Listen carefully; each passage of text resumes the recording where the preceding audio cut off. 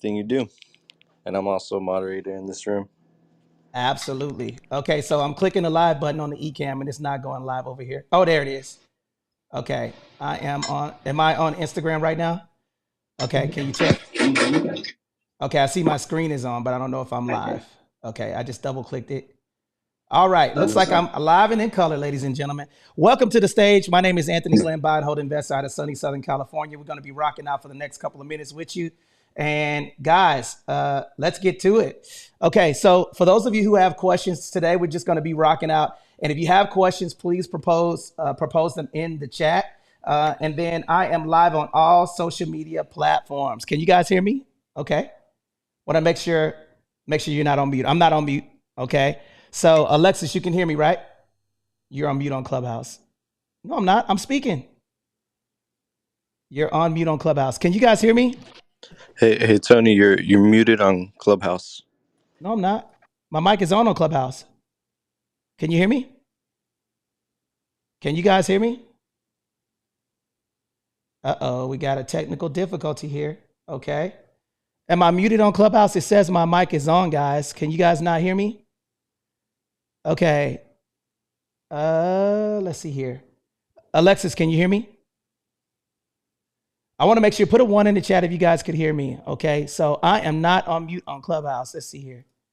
My mic is Anthony P. okay, Anthony. I'm not on mute, bro. No? No. Are you on Clubhouse right now? Yep. Okay. So, FaceTime me real quick. The last thing on Clubhouse. All right, ladies and gentlemen, we got a little bit of technical difficulties. We're going to troubleshoot. Go to Clubhouse on me. Okay. All right. I'm on Clubhouse. Flip your camera so I can see it real quick. All right.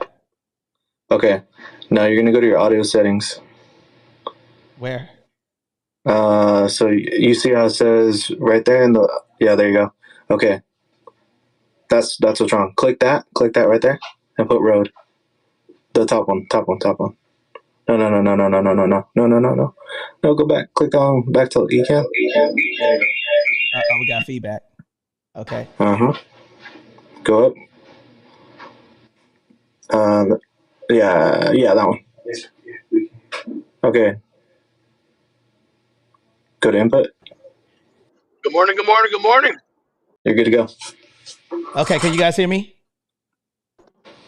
We got you loud and clear. Okay. All right, ladies and gentlemen, we are back in the building. Ladies and gentlemen, rocking out. I got Otis James. I got everybody that's here. I got Anthony Renew in the building. Ladies and gentlemen, guess what? We got a VA Loan Masterclass coming up. I got Kyler. I got a really hot room today. We are super excited to have everybody. Let me go ahead and mod some people up. Bruno, man, y'all had me worried, man. I didn't think you guys were going to show up today, dog. What's happening, man? All right. So, guys, listen, I am ready to rock out. Let me give a quick introduction to my man, Bruno, and then Anthony Renew. Anthony, are you here? Yes, I'm here. Out freaking standing. Okay, Bruno, can you let the people know who you are and what you do? Woo woo. I sure can. Hey, hopefully you guys have me loud and clear and I don't cut out. I'm on out here driving to show a property real quick. My name is Bruno, guys. I am a full-time real estate agent down here in Southern California. Also a real estate investor and one of the educators, man, a part of this movement that we got. In 1983, a reporter Can y'all hear that?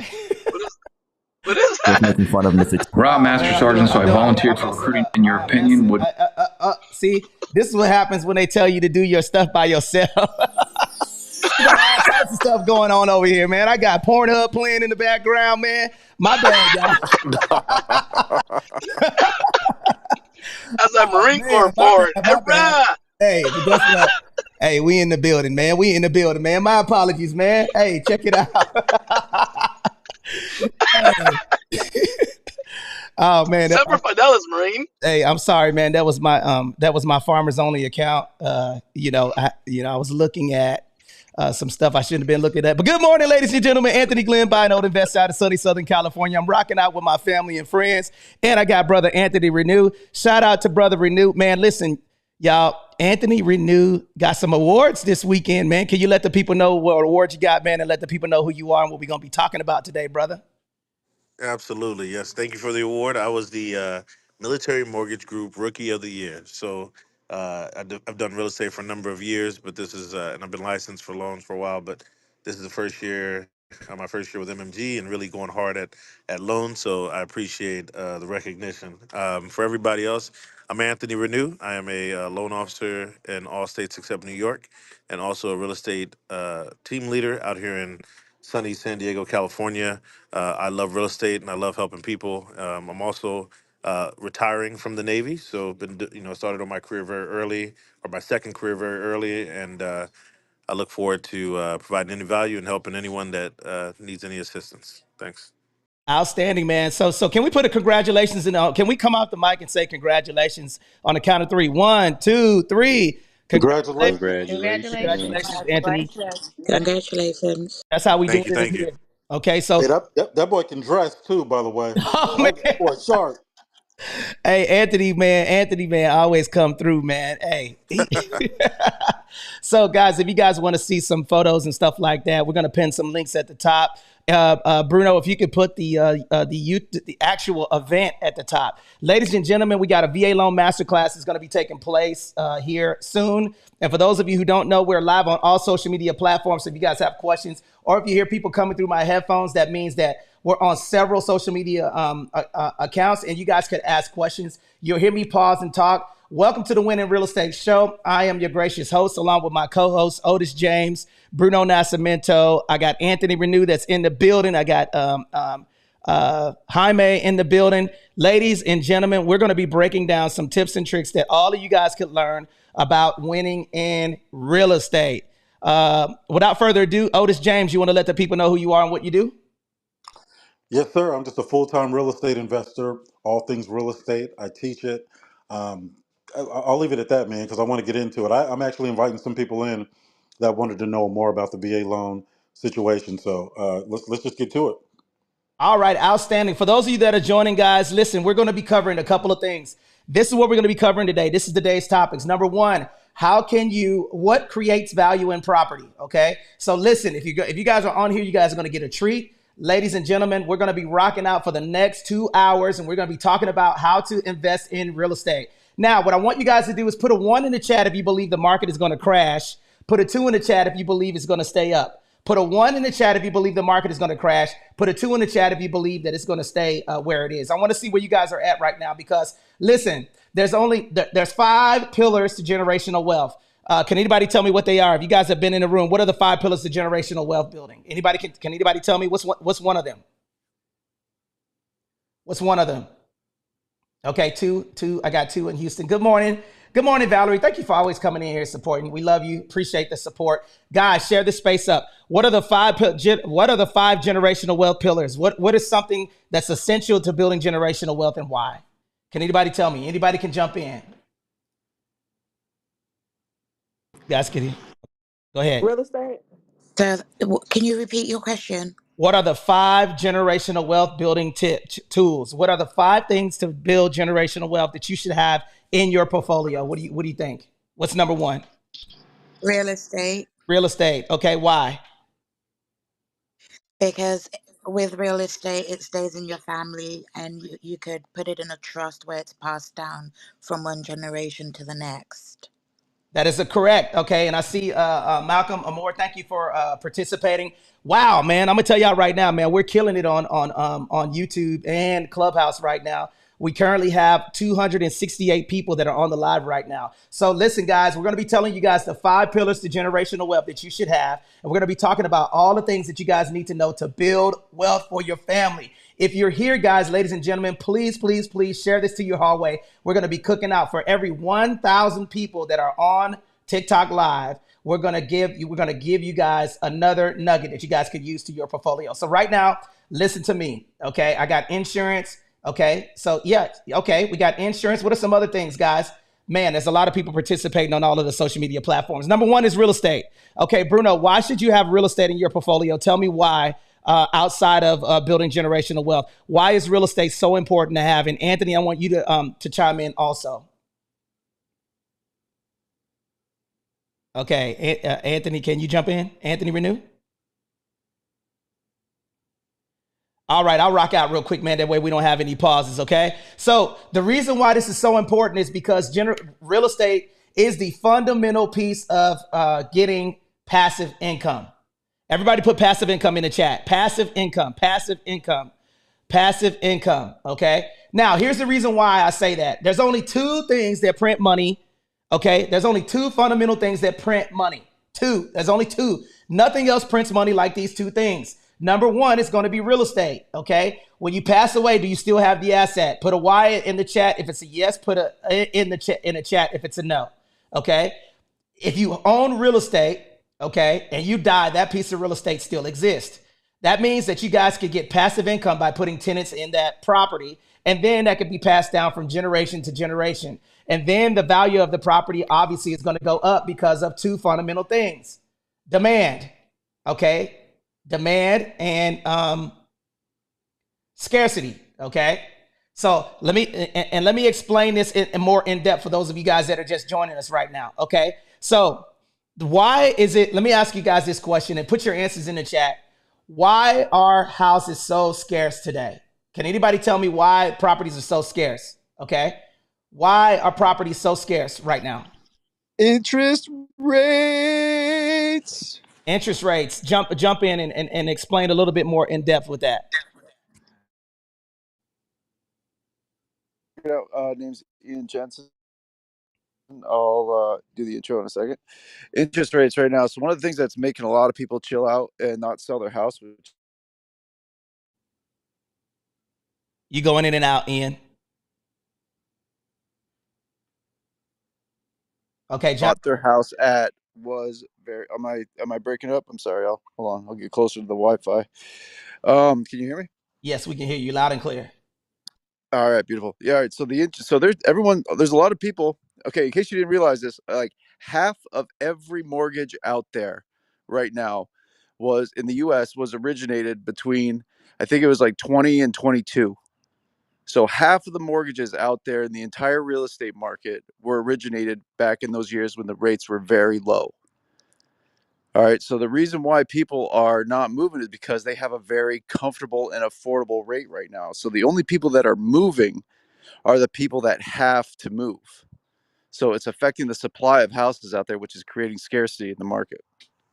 Bingo, bingo, bingo. That is correct. Okay. And Anthony, can you post the actual event in the chat, AP, on Instagram? I appreciate that, and I'll pin it. So, guys, ladies and gentlemen, what we're talking about, guys, is there's a couple of things, okay, that's creating value in properties. Okay, scarcity, transferability, utility, and demand. And right now, we have a couple of things that the reason why you see the interest rates high and you still see the prices high is because we are 5 million houses short in the United States. Okay.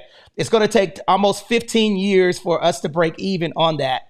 Okay. So right now, also, there's something that's fundamental that's going on in the United States right now that happens every 4 years. What is it?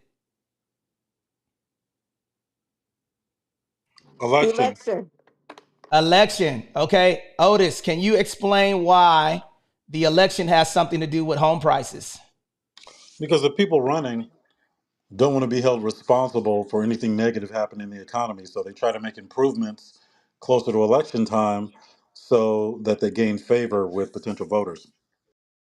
No president wants to run on a bad economy and high interest rates, guys. Okay, so right now, this is a really good time before you miss the window, guys. These are some of the fundamental things on how we're going to talk about. Listen, we're not just going to say, go out there and get your house, man, get you the big ass house, and then you're going to be good to go. No, we're not talking about that. We're actually telling you economical things that create value in property. Okay, so if you guys have questions, guys, on any of the social media platforms, we're going to be talking about the economic. This is going to be the pace, guys. If you're here, get a pen. Listen to me. Get a pen right now and heart up for every 1,000 likes that I get on social media. Okay.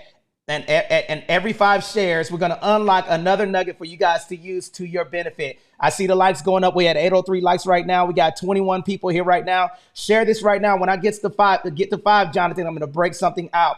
Interest rates are going down while houses are skyrocketing. Okay. So now what typically happens when the interest rates go down? What's going on in the market for those of you that are in real estate that's actually investing? Do we have any real estate professionals in the house? What's happening to the market right now? Can anybody tell me? More buyers are coming in. They can afford more house now. Bingo. More buyers are coming in. number Typically, of sorry, sir. Go ahead. go ahead, Sorry, man. jump in, Ian. No, I was just gonna say, me and Bruno were actually just talking about this yesterday. Like, Bruno, are you there? He's showing houses right now. Go ahead. Oh, okay, yeah. Okay, so him and I were just shooting the breeze about this yesterday. Is about that, like, what we're seeing right now in our area. We're in the SoCal area, so usually what happens here, kind of like, is about a week or two ahead of everybody else. But what we're starting to see is a lot more offers on the houses that we're submitting and that we're listing. Right before, we were getting houses, maybe one or two a week, and they usually were pretty garbage. And now we're getting strong offers, we're getting less closing costs, and we're getting a lot more of them at the same time. Right, so it's already starting to shift, and that goes right with something that I learned from Tony too. Like, before, if you got to get in there before the Super Bowl. Super Bowl is kind of the sweet spot when everybody stops being distracted again with all the holidays, and they're finally hitting their reset. And that's when they start getting shop. That's when they start to shop again. And not to mention, it's and this extra little drop in the interest rate is just making more and more things available and more affordable for people. So the number of offers are dramatically increasing on the listings we have, and the houses that we're submitting offers on for our buyers. Bingo, bingo, bingo. Now, ladies and gentlemen, let me do a quick room reset. Welcome to the Winning Real Estate House. Today, we're going to talk about what creates value in houses, scarcity, transferability, utility, and demand. We're going to break that down. And then also, we got an event coming up on January 27th. Okay. It's going to be at 805 College Boulevard, Suite 103. If you guys want to get on the waiting list for that event, it is a virtual event. We're going to be telling you guys how to invest with a veteran. Okay. And then we also have another event coming up for anyone. You do not have to be a vet. Okay. Listen to me. Miss Garrett, thank you for joining. You do not have to be a vet. Thank you. Thank you. Thank you. Best realtor in Southern California right here. I really appreciate that comment. It means a lot to us. We're trying to get you guys to invest. Okay. We're going to go over the 5 generational wealth building tools today. And then we're also going to tell you guys how you can invest with a veteran with zero money down. And we're going to show you some strategies and tips that you guys could win with the VA home loan benefit. This is just not for veterans, okay? It is for non-veterans. So if you know a veteran right now, put a 1 in the chat. We're hyper-focusing on the VA loan today, but we're also going to be giving nuggets away for people that are not veterans, okay? But if you know a vet, we're going to tell you guys how to partner with a vet, how to buy multi-units with a veteran, okay? Why the VA loan is so powerful, okay? What makes the difference between one and the other loan. And guys, we're going to be kicking it like a sensei with my homies that are on stage today. Does anybody on Clubhouse have any questions right now? Fatima, thank you for joining. Jose, I see you on stage. Jamisha, what's up, Jamisha?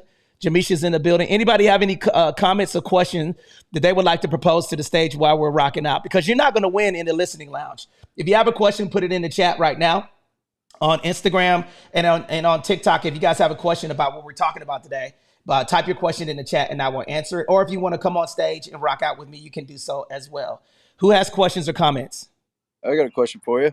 Yes. This is a question that I want to make sure that everybody has a chance to learn from is, what are some great ways of identifying properties where you can still get a good deal on? Ooh, that's a magnificent question. Okay. Put a 1 in the chat if you guys want me to rock out and answer that question. I'm going to yield the mic first to Anthony. Anthony, are you able to speak? Anthony Renew, just flash your mic if you're able to speak. Okay, let's go to Kyler. Kyler, are you here? Man, Kyler's in here supporting, man. I love it. Okay. Does anybody want to answer that question? How do you identify a property that you can negotiate on? Anybody know? Okay. Type your answer in the chat. What are some really good ways to identify how you can negotiate on properties? I'll tell you a couple of them. Number 1, I like properties that have been on the market for 90 days or more. Okay. That's my number. Okay. If I see a property on the market for 90 days or more, it's something I can go in and negotiate. Okay. Number 2, another thing that I look at is, how does the property show? Okay. If the property doesn't show well, then I already know that I probably can negotiate on that property as well. Can you give me some examples, Ian, of what a property looks like that does not show well? Oh, yeah. Awesome. All right, guys. So another idea is, okay, carpet and paint. Carpet and paint. This is another little Anthony Glenn special. I'm gonna regurgitate. All right, so carpet and paint are great ways of identifying properties that don't show well. Everybody wants the shining beauty, right?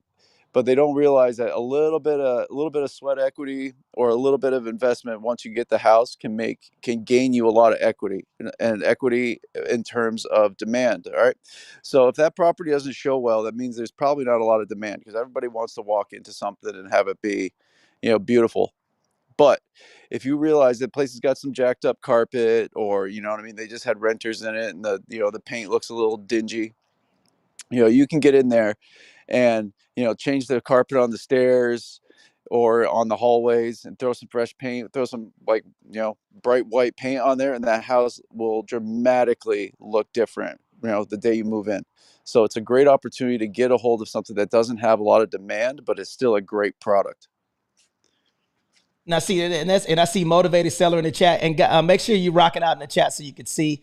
And I see my sister, Dr. Fashion. Why you come in here hanging out in the chat, man? We want you on stage, sister. Okay, good to see you, by the way. Okay, and I see my friend Body Art Bust that's on. I disagree with the rank.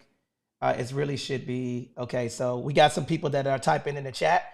Okay, so if you guys have any questions or comment that you would like to propose to the stage, come on up and we'll rock out with you guys. We currently have 362 people total on all social media platforms. So I want you guys to have any, and I see Brandy down there. Brandy, what you hanging out down there for? Come on up, okay?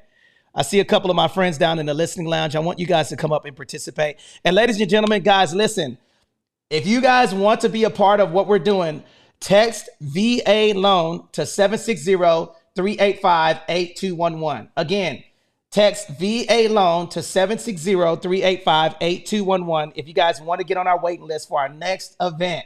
Okay, thank you for the 1,400 hearts. I appreciate that. Let's keep this space going. Right now, we got 5 shares. Let's share this up right now. Does anybody have any questions or comments before we move on? Okay, man, it's all quiet, man. Why y'all all quiet this morning, man? Wake your ass up. All right, ladies and gentlemen, let me reset the room. I'm Anthony Glenn. I'm your host, and I'm rocking on the ones and twos. And today we're talking about how to win in real estate. We are live on Instagram, LinkedIn, YouTube, Clubhouse, TikTok, Facebook, all social media platforms with the exception of X this morning. We're not going to go on there today. But listen, you guys have, if you have a pen, get a pen. I promise you're going to learn something. And make sure you hit that follow button as well. We're going to continue to rock. We're going to continue to rock out, man. We're going to continue to rock out on the show. Okay, I got all types of people calling me, all types of stuff, man. This is a good thing. Now, I have another question for you, okay? Ian, if you found a property that was on the market, okay, and you saw that it had been on the market, what 4 economical things does that affect? I mean, what does it affect when it's been on the market for some time? Okay, out of scarcity, transferability, utility, and demand. Can you draw that into why, how that works? How using these 4 economical points to invest in real estate? How does it work? Okay, so these are great ways. So looking at those things, the scarcity, transferability, utility, and demand are the things that Tony talks about, the things that create value in properties. So, okay, you have to kind of take a step back and look at it so if you found a property that's in a good area, it's got good schools, kind of like the old school mindset of the roughest looking house in the nicest neighborhood. All right, that's a way for you to get in there and negotiate. If it's got all the things that make it useful, right? You got to have a house that's useful because that one will bite you in the butt if you're not careful. But if it's a property that is, say, for instance, a 3-car garage, right? Not a lot of people have them, but a lot of people love them, right? So it's a great way of finding and identifying those properties that will be valuable in the future. And if you're looking at all the different other terms of it, you can still find one that's like, if it's on the market, but it's got some nice features to it, you can negotiate a great deal out of it, because that person at the end of the day, they put that house on the market because they want to sell it, right? They don't want a house anymore. They want the money that's in that house. And, if you're a buyer, you got the money, right? So you can make the exchange. And if you got the leverage in your favor, then you can negotiate a good deal on that property and take advantage of those different items right there and put them in your pocket, because the way you make money in real estate is when you buy it. All right. So if you can get in there with a better deal, less money out of pocket, you can get your closing costs or your interest rate bought down by the seller's credits. That's money that you have in your pocket. You don't have to come out of pocket the 3-4% it's going to take to close that property. Walk into it with like out of pocket, and then when you get in there, you can utilize that little bit of extra cash you had floating around to make those little adjustments, those little polishing upgrades, and then you have a beautiful house that you didn't have to pay a lot of money for, and you got a great deal with. So that way you can sit back and enjoy the equity when the market corrects and the demand starts to flow in for those different properties. And guys, these are some of the things that we're talking about. And Brenda, good morning, Brenda. How you doing? Hey, good morning. How you doing this morning? I'm doing good. Can you let the people know who you are and what you do? Yes, absolutely. So I am a real estate professional here in the Wilmington, North Carolina market, 32 years full time, helping families and individuals with their real estate needs. And I'm also official VA ambassador with Anthony and the crew. And I'm excited to be here as always to pick up nuggets and be able to take it back and help more families. So glad to be here. Now, see, I love that, man, because Brenda, when we was just now doing this thing, Brenda got on there and got certified. And guess what? She is our brand ambassador for North Carolina. So, guys, if you guys want to be a part of what it is that we're doing, okay, all you have to do is text VA loan to 760-385-8211 if you're a real estate professional and you want to be a part of what we're doing. Basically, if we have pre-qualified buyers that come on the stage on all our social media platforms and you're certified to do VA, and we can test you guys out, test your mettle, ask you some hard questions, and get some referral-based business, and get in our Facebook group, okay, and be on stage with us and rock out and introduce yourself. You have the opportunity to do that, okay? So text 760-385-8211. So guys, listen, we got our VA Loan Masterclass taking place this Saturday, okay? And then also we have another event called, check this out, Cardone Veterans, 10X with Cardone Vets, guys. That event's going to be taking place February 10th. You do not want to miss this. Let me tell you what you're going to get there, okay? You're going to get how to leverage the VA home loan benefit. You're going to learn how to do VA construction loans. You're going to learn how to partner with a veteran, okay? You're going to learn step-by-step on how to structure your corporation,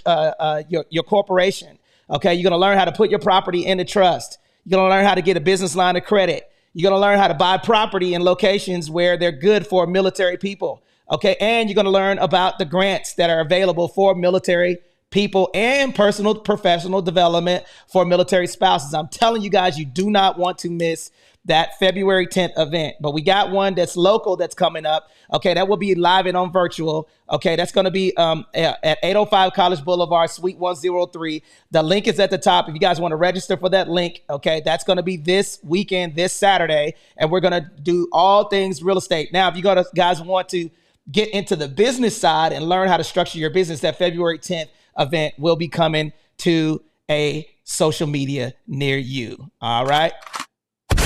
Again, ladies and gentlemen, good morning. My name is Anthony Glenn. I am your gracious host. Thank you guys for showing up. Make sure you share this to your hallway. Share up, share up, share up. I served 20 years in the United States Marine Corps. Okay. I'm a disabled combat veteran. Okay.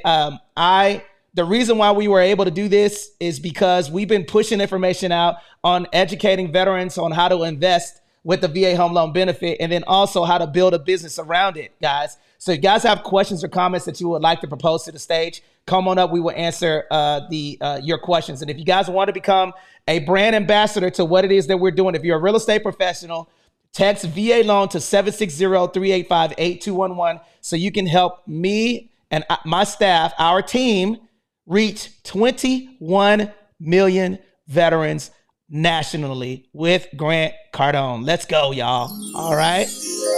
Now, who has questions or comments that you guys would like to propose to the stage? Any questions or comments? Anybody? Come on, man. Somebody's got a question. Somebody's got a question.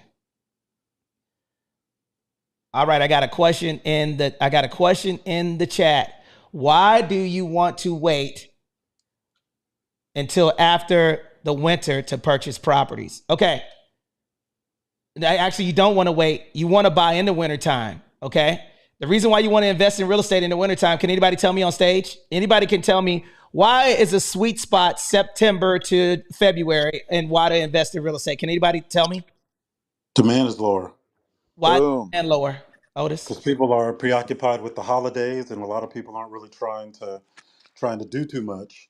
And prices are typically lower in Q4 going into the holidays, so that's a good time to buy.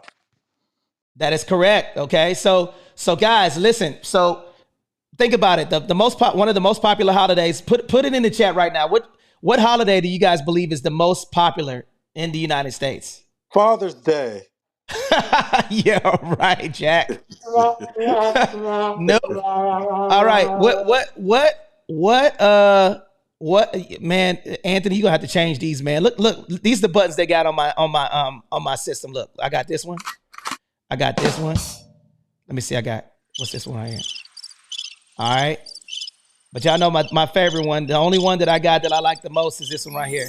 I don't know why I like that one. It just sounds like money, man. For some reason, it sounds like money, Otis. So it sounds like a new washer and dryer. It sounds like Price is Right. it does sound like the Price is Right. Like I just want, hey, you guys get over there losing in other rooms talking about drama stuff while we're over here winning in real estate, Jack. All right. Y'all better get y'all questions on stage right now. Listen, we're telling you guys how to win. Okay, we're on all of the social media platforms. Guys, we got an event coming up January 27th. Text VA loan to 760-385-8211. The number is in the chat, guys. It is a virtual event. We only have space for 50 people. You got a couple of more days before you can get in there. Or if you have questions, just type it in the chat. And on Instagram and Clubhouse, I have the link at the top so you guys can hit that link and register. So let's go back to buying in the wintertime, okay? October, you got Halloween. That's the most popular holiday, okay? Nobody's moving because they want to take their badass kids trick-or-treating, right? All right. Then you got September. That's kind of a funky month because, September, October. Then you got November. November, people are gearing up for Thanksgiving. Then January, December, you got Christmas and New Year's, right? And January, everybody's broke. So people are not really moving around, so you can find really good deals during that time, okay? And then typically in the summertime, that's when a lot of people are selling their properties because kids are out of school. So if you're looking at the very baseline of investing in real estate, this is kind of like a thing that I tell people on their first barrier of entry. Look for properties that are on the market for a little bit of time that have the bones of what you want in a property. If you're investing, right, and then get in an area that has a really good demand.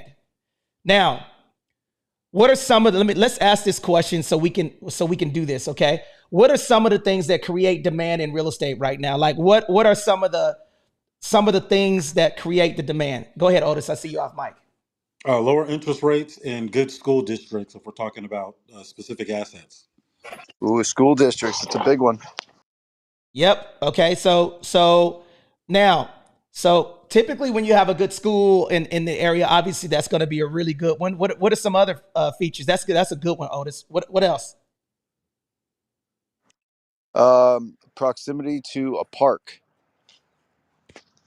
Okay. I don't know. That might be an Anglo-Saxon thing, Jensen. Come on, what? Kids need to play now.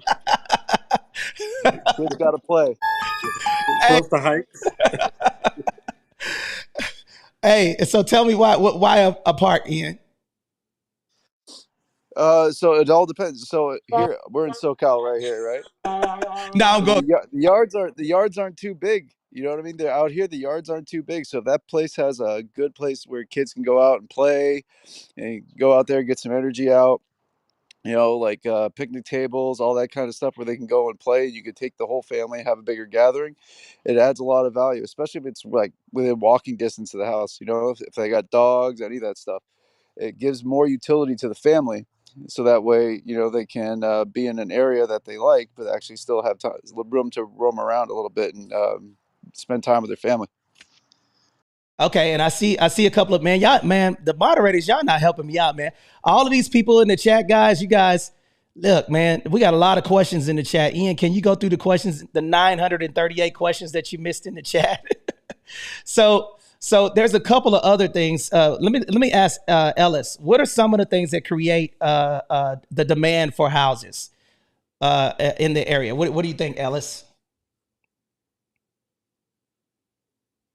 Ellis?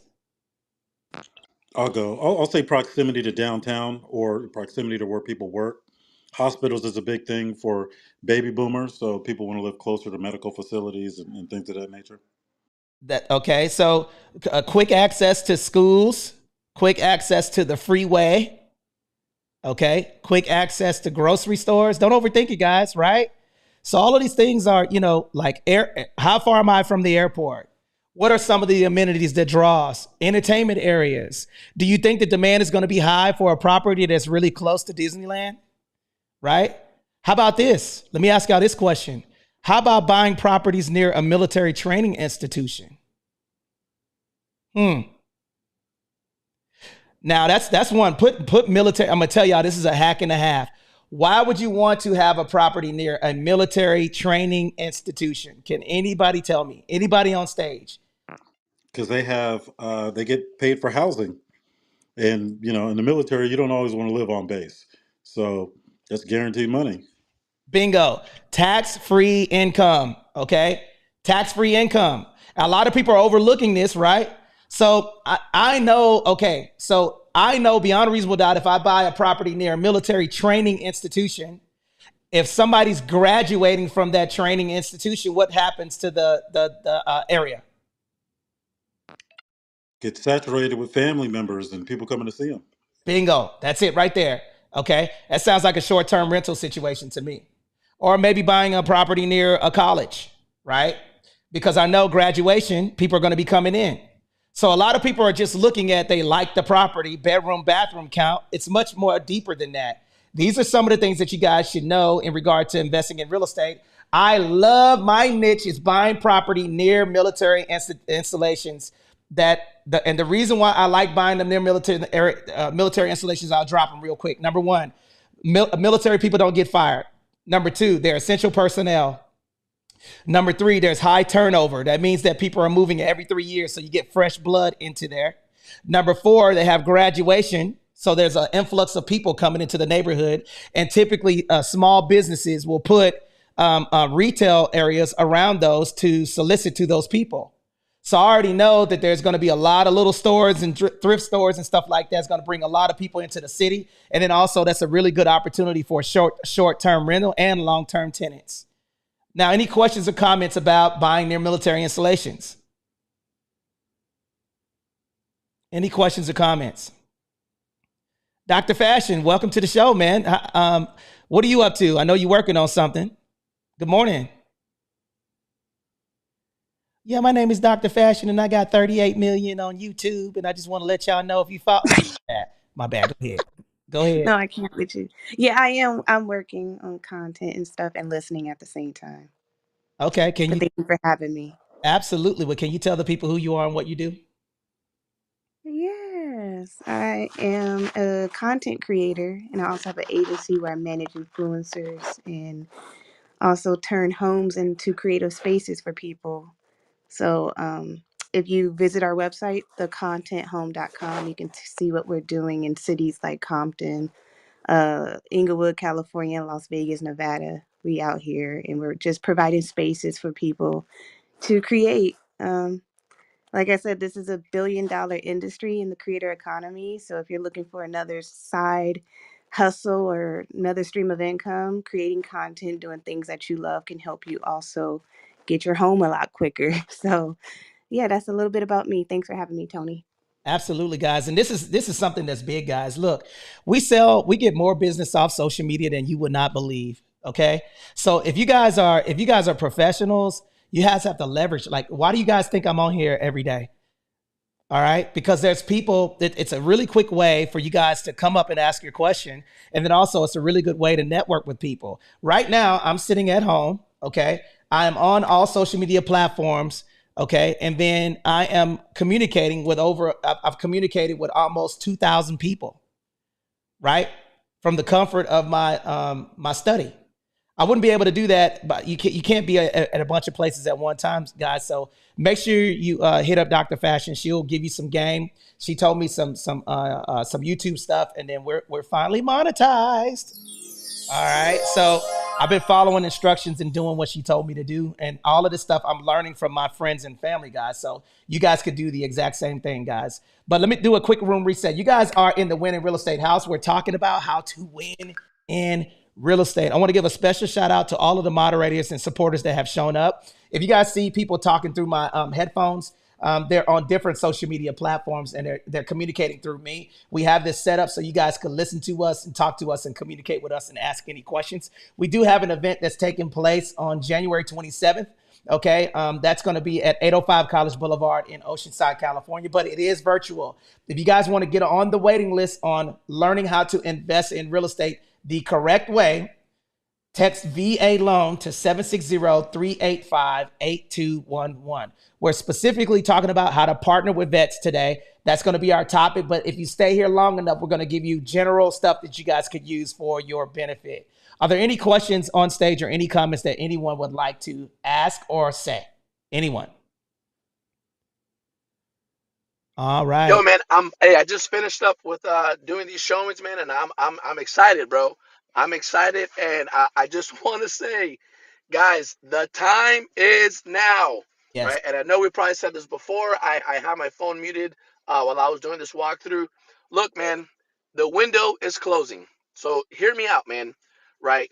We're here dropping some knowledge and telling you guys how it is that you can leverage this super crazy phenomenon of seller concessions. Okay, the seller can pay off or pay down debt for you. Okay, you can buy a house and you can pay off or pay down your debt. That window is closing, my friends. Okay, I submitted an offer on a property yesterday. The property has been on the market for 2 days. I spoke to the agent last night. She said, "Hey, Bruno, I don't have any offers in." And I said, "Say no more." I typed up an offer, submitted it right away. This was last night at like 9:30 p.m. She woke up today and at 8 o'clock this morning, she was calling me to let me know, "Hey, Bruno, just I want to give you the heads up, man. I just received 3 other offers." Okay, so now I'm telling you, okay, the time for waiting, you will regret waiting if you do. So it has to be said, man, the market is shifting, is changing, right? So you should probably change too. Let's get it. Outstanding, and that's a good point, guys. Now, I wanna pass the mic around. Does anybody have any questions? I see. Let me see who's on stage right now. Patricia, good morning. How can we help you win in real estate?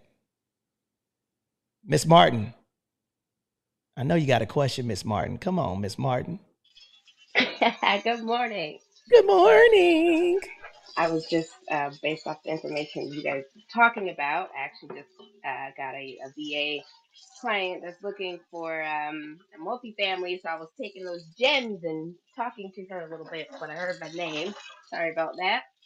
I'm Patricia Martin, Patricia for spelling purposes. I live in Houston, Texas. I'm a full-time realtor. I also teach real estate marketing. I have a course coming out in the next 30 days. I do a lot of different things. It's all in my bio. Work alongside celebrities, specifically like A&R work. As in the sports and entertainment division at my brokerage. I'm here to gain knowledge. I'm always a student. I'm here to chime in and help where I can. But mostly I'm here to be a student today. So I appreciate you guys' energy. And yeah. Thank you for coming up and giving us this game. Now, multi-unit, let's talk about that. Put multi-unit in the chat right now because let's go over this. Bruno, Ian, let's rock out on this multi-unit thing. So let's talk about the multi-unit. Bruno, I want you to go ahead and start. Okay, and Ian, I want you to finish it. Let's talk about units. Let's talk about how you can invest with a veteran purchasing multi-units. Go ahead, jump in. All right, so check it out, guys. So the first thing is understanding, okay, what multi-units are. So we're talking about one structure that has multiple units. Okay, so you got the duplexes, the triplexes, quadplexes, right? So for this one, I'll talk about a 5 unit. Okay, so you have 5 units where a veteran resides in one, is then able to rent out three units residential, to meaning that somebody that has a social security number, right? And then that last unit, right, that fifth unit, the veteran can then go and rent that property out to a business. So the entity, instead of having a social security, they have an EIN, so an employer identification number. Okay, so the veteran resides in one, rents out all the other units, okay, and is able to leverage the equity position that they'll build in that property over time. Multifamily units tend to go up in value significantly faster than single family residences or condominiums. So, so number of units, Tony, you said, so we got 5 for one veteran, and then I'll tee it off to Ian so he can talk about what it is that you can do when you have 2 veterans.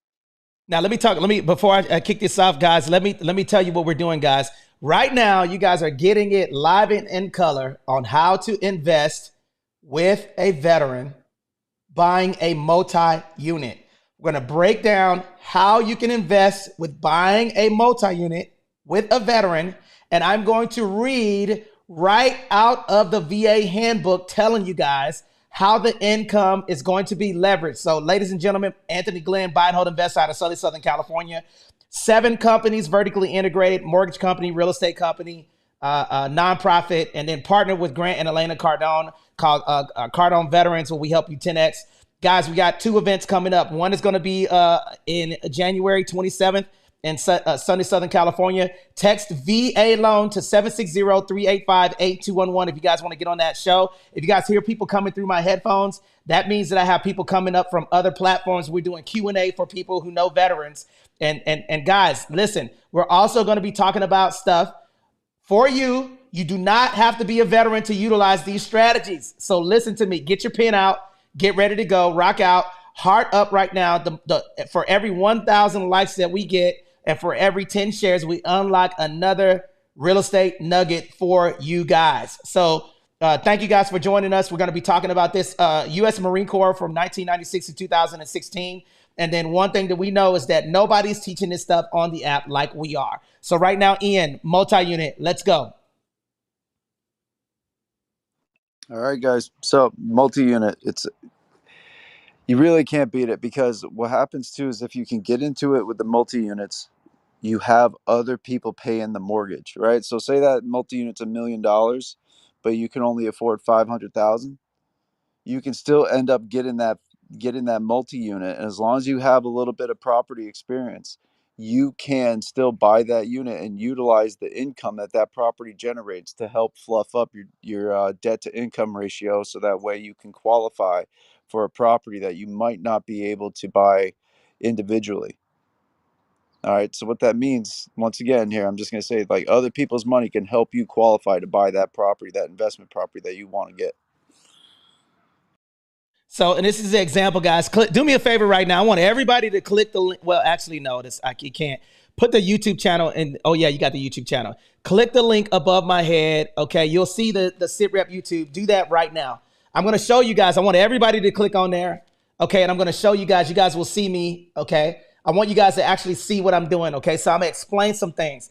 I'm going to show you guys how I would structure buying a multi-unit on my little paper here with my pen, okay? So click the link. Every single person, click the link above my head. Get into YouTube so you guys could see me. And I'm going to show you guys how I would structure this multi-unit. I'm going to break it down shotgun style for you guys. Put a 1 in the chat if you guys want to see it, okay? Right now, let's see. We got 10 people on, okay? We got 35 people. Come on, y'all. Click the link so you guys could see me. And then I want you guys to put a 1 in the chat once you're inside, okay? All right, I'm gonna give you a couple of seconds to do that. All right, number 1, here's how you do it. Okay, so Credit Ninja, what's up, Credit Ninja? I see you. Noah, thank you for joining. Okay, so the first thing is going to be the veteran is gonna buy the multi-unit, okay? Boom. The veteran buys the multi-unit, and I'm gonna break down how this is going to work and how you guys could do it without paying no money, okay? I'm gonna show you with a veteran and without a veteran. We're gonna show you this real time so you guys can understand how to buy this multi-unit with a veteran, okay, and then run a business, okay. Step 1 is going to be, I want you guys to put a 1. Okay, that's going to be the vet. Okay. Number 2, this is going to be the partner. Okay. Number 3 is going to be the LLC. Okay. Let me see. Vet. Number 4 is going to be a trust. Okay. And then number 5 is going to be the cash out refinance. All right. So look at my paper right here. Now, if I'm talking and you can't see it, it's because you haven't clicked the link. But I'm going to show this to you real time so you guys could see. All right. So essentially what I'm going to do is I'm going to buy the multi-unit. The veteran, number 1, is going to look for a multi-unit. Now, let me tell you the cool thing about this. When the veteran is buying the multi-unit, guys, the veteran doesn't have to have money. It's zero money down buying this multi-unit. And guess what? Watch this. I got to put a little bit of real estate trivia. All right, here we go. What is the maximum amount of money that I can utilize to purchase a multi-unit with the VA loan? Put it in the chat. There's no limit. There is no limit. Is no limit, man. Master P, man. You know what I'm saying? Nah. No.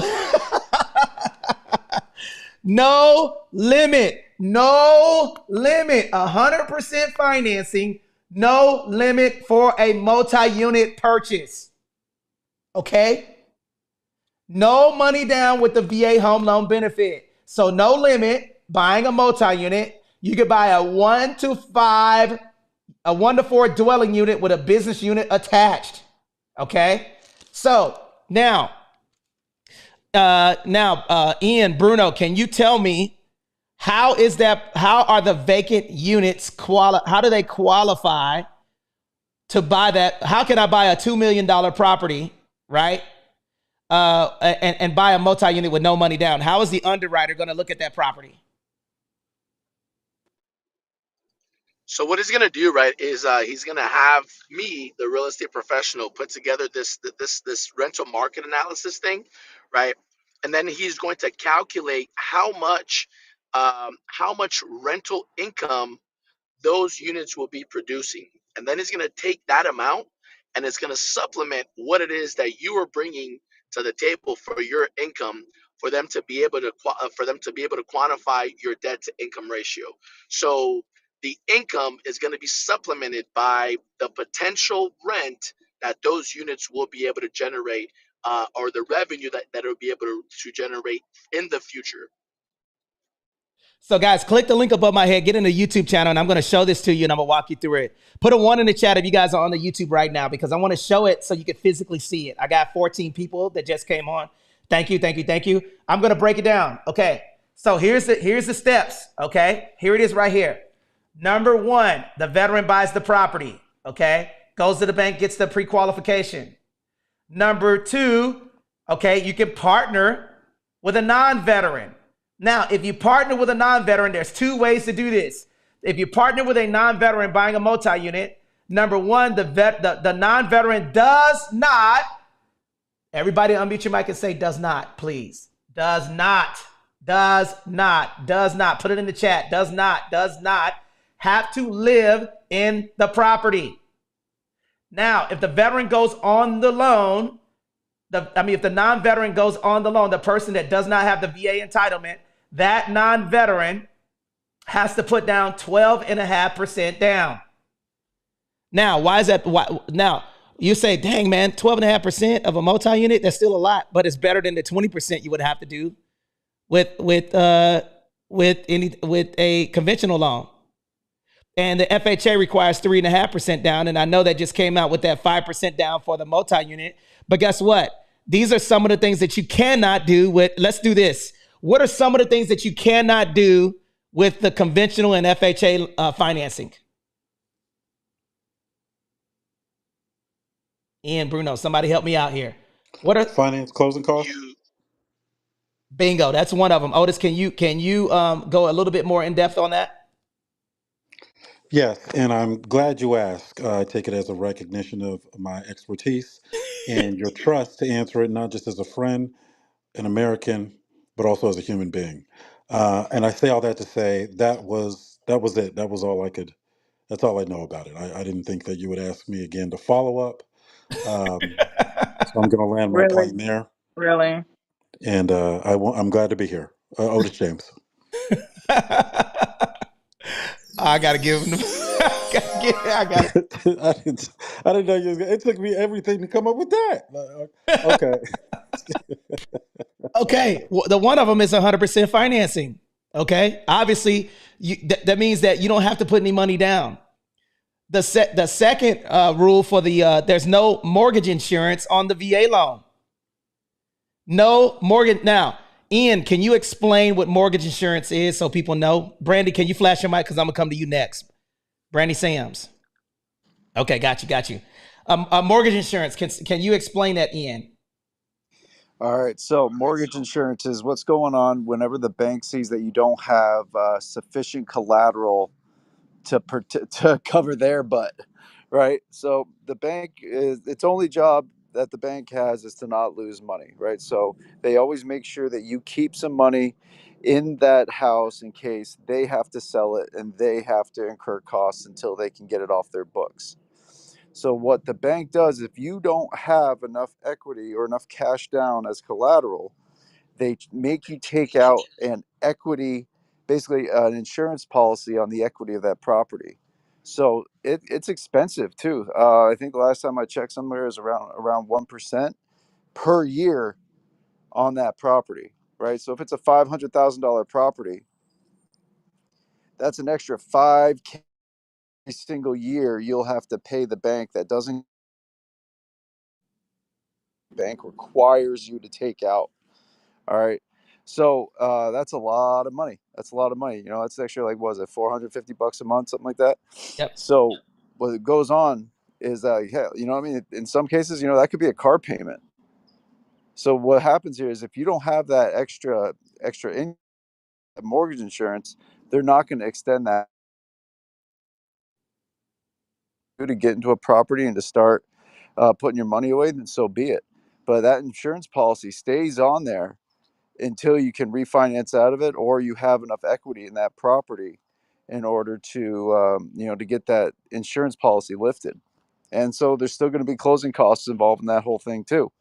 So not the ability to get into a property without having mortgage insurance is a huge power play for your ability to pay that loan down faster.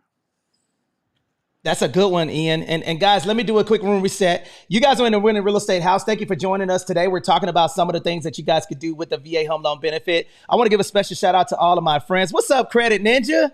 Man, Credit Ninja, where you been? All right, so Credit Ninja is in the building. Ladies and gentlemen, we really appreciate you guys pulling up. We are live on all social media platforms right now at the same time. All right. We're going to be running this show for about another hour. Today, we're talking about some of the benefits of the VA home loan benefit. We have an event coming up that's going to be live and virtual on the 10th of the 27th of January at 805 College Boulevard, Suite 103, where we help you win in real estate with the VA home loan benefit. That's our VA loan masterclass that's going to take place. It is on virtual. If you guys want to get on the waiting list, text the VA loan to 760-385-8211. Again, text VA loan to 760-385-8211. Anthony AP, can you put that in on TikTok, please? I would appreciate that, and I can pin it. Or Ian, if you want to do that, that would be great. Okay, so guys, ladies and gentlemen, we're telling you guys exactly what some of the ways let's talk about the VA home loan benefit real quick, and then we're going to go to Brandy for a quick introduction. Number one, 100% financing. Number two, you can buy a jumbo loan and still get favorable interest rates. Number three, you can partner with a veteran and either put 12.5% down or no money down. Why is that better than the FHA? Because and conventional, it's because the rates are lower. Number four, I want y'all to put these letters in the chat right now. IRRRL. IRRRL. Everybody put it in the chat right now because this is going to be a nugget that I'm going to give you guys. And guys, listen to me. For every 1,000 likes that we get on social media, okay, we're going to unlock another nugget. We got 168 people total on the live right now. We currently have 27 on the YouTube, and then on Clubhouse we got 37, and the rest is on Facebook, Instagram, TikTok, and LinkedIn. Okay, so guys, listen to me. You guys have an opportunity to utilize this fundamental piece, and that's called the Earl. Ian, Bruno, can you explain what the Earl is? Well, actually, you know what? Where's Brandy? Is Brandy still here? I'm here. Brandy, can you explain the Earl, please? Because and thank you for coming to the stage. What is the Earl? Can you break it out and let us know what it is? Sure. In the most simplest forms, the Earl is a way for you to refinance what your initial interest rate and or term was whenever the market changes, to be more favorable for yourself. So the benefits of like an Earl would be the fact that you do not have to basically recertify all of your qualifications the same way as when you first purchased your property, based on the fact that you have the VA loan, based on the fact that they're, as long as, of course, your credit is still in order. However, VA goes down to a 500. That's another benefit. Actually, technically, VA doesn't even have a credit score. That's another benefit. But it allows you to adjust and be able to pay off your loan a lot faster. It's fast, it's simple, it is streamlined, and basically it's another benefit because unlike conventional in the way that you have to be qualified when you go to refinance or even FHA, even though it has a streamline, the Earl is one of the easiest ways for you to refinance your property without having to put down your income or any other information. The value of your home, your credit, the loan, bada boom, bada bang. Essentially, you can make it work in a favorable way. That's the easiest way for me to explain an Earl. Listen, guys, did y'all just hear that, man? You know what I'm saying? Let's look at the people that put a fire emoji in the chat. If that was not fire game right now, listen.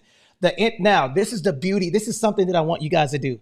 Every single person, I'd like for you guys to do me a favor, okay? Can y'all click the link above my head real quick, the YouTube channel, and all I want you guys to do is just say hello. Can y'all do that for me, guys? I would really appreciate that. That's going to show some engagement on our YouTube channel. I would really appreciate you guys do that. And guys, listen, this is what I'm talking about. We're telling you guys about this part. Now, let me tell y'all something about the value of properties. Here's a little bit of real estate trivia.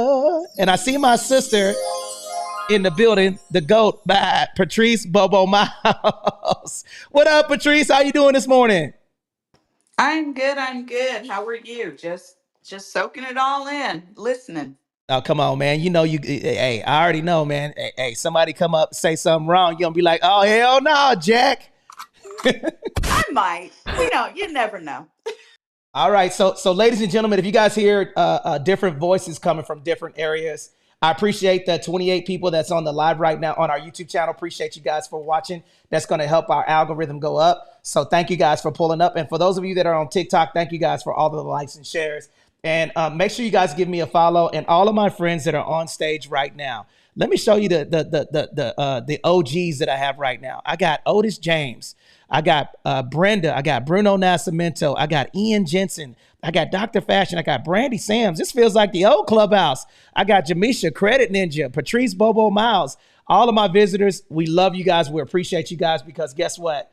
My family and friends, we're going to continue to introduce ourselves until people are introducing us. Our goal is to reach 21 million veterans by utilizing all our social media platforms and in our partnership with Grant and Elena Cardone. So we appreciate you guys coming in and sharing. And also for those of you that are in the listening lounge, get your ass on stage. Come ask your question, okay? Because your question, somebody else has it. So I'm inviting everybody on stage to ask any questions that they may have. Who has a question about anything that we're talking about? And for those of you that are on YouTube, Facebook, TikTok, LinkedIn, you can type your question in the chat. Who has a question or comment that they would like to propose to the stage? Going once. Man, I think I just want to humbly request for people to share, man. You know what I'm saying? Like, it's share, share, share, share. If you can, take this information, man, and pay it forward, we're not asking for anything in return. Think about that, right? Nothing in life is free, but the only thing that we're asking for in return is for you to pay it forward. So if you can just share, and it's as simple as you click that little button down below to the left, in between that little bubble. So if you guys are up here on Clubhouse, Right there in the bottom left, you got the little bubble and you have that little face with the little plus, right? In between those three connecting dots, man, hit that, share it to your hallway spaces or to your social media platforms. You can bring your clients. So this is for the real estate professionals, or really, I mean, anybody who wants to add value to anybody else, right? And you want to boost your business, we can help you boost your business by us telling your people what it is that we know so that we can help elevate your people. And then they will always remember you for being the conduit for bringing them into this space. So just do us a favor, man, and do yourselves a favor. Let's share this thing. Oh man, and I wanted to highlight something that Brandy said. Listen to this. I'm gonna read this, guys, and you guys are gonna like this one. Listen to this, okay? In the area of credit, the lack of established credit history should not be a deterrent to the VA loan. As provided in the credit standards, a satisfactory payment history, rent, utilities, and phone bills may be used to establish credit for the VA loan. Come on, man. All you got to do is be a mouth breather to get the VA loan. Bro, like this stuff we're telling you, okay? No single factor is a deterrent. A veteran who has maintained an excellent credit history, such as satisfactory payments, okay, may be approved in spite of shortfalls in residential income, okay? They're more concerned with the credit's record versus the late payments. Now, this is stuff that a lot of people don't know, guys. No minimum credit score, number one. No maximum loan amount for the VA home loan benefit, number two. Okay. There's so much stuff. Now, let's go back to the interest rate reduction refinance loan. The value does not have to come in when you're doing an interest rate reduction refinance loan. Now, I want to yield the mic. I want the GOAT to talk about this because she's very good at VA loans.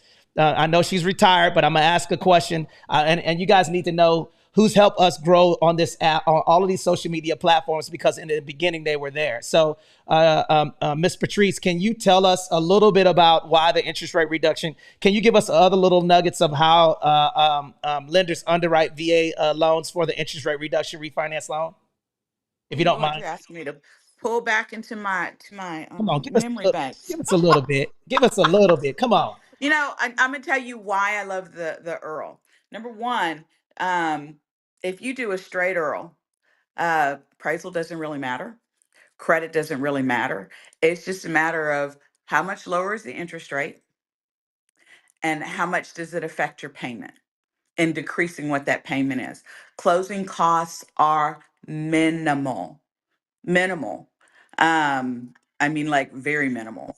So it is an inexpensive way for a vet to come in, get a lower interest rate, get a lower payment, and be able to hold on to that home. And overall, you know, lower, lower, lower is what the focus is. We all want, everybody's always so concerned about interest rate, and that's a whole different conversation altogether.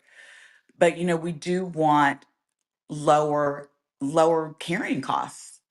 And the Earl it's the fastest and it is the easiest way that a veteran can come in. I think, look, and it's been a while, as I say, I think credit qualifying, non-credit qualifying, there are fees that you just can't charge. You cannot charge the vet on an Earl.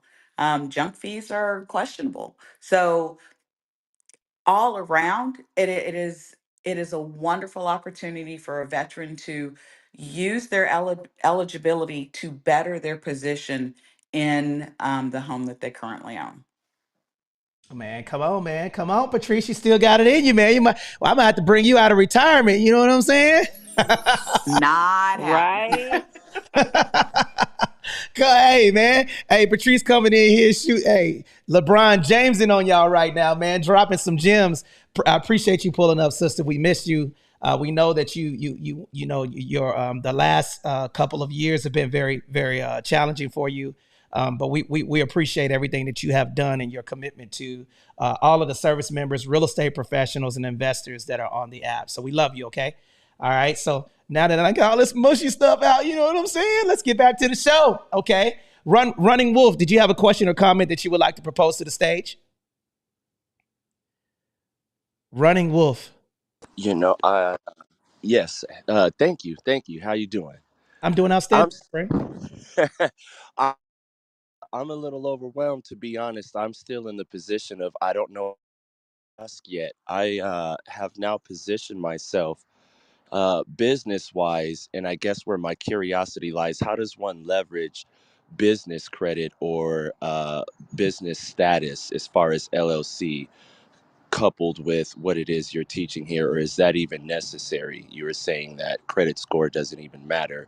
Um, I'm still completely green behind the ears when it comes to this. I'm still taking down notes and wondering how all this coincides and where to really start correspondence with and with who.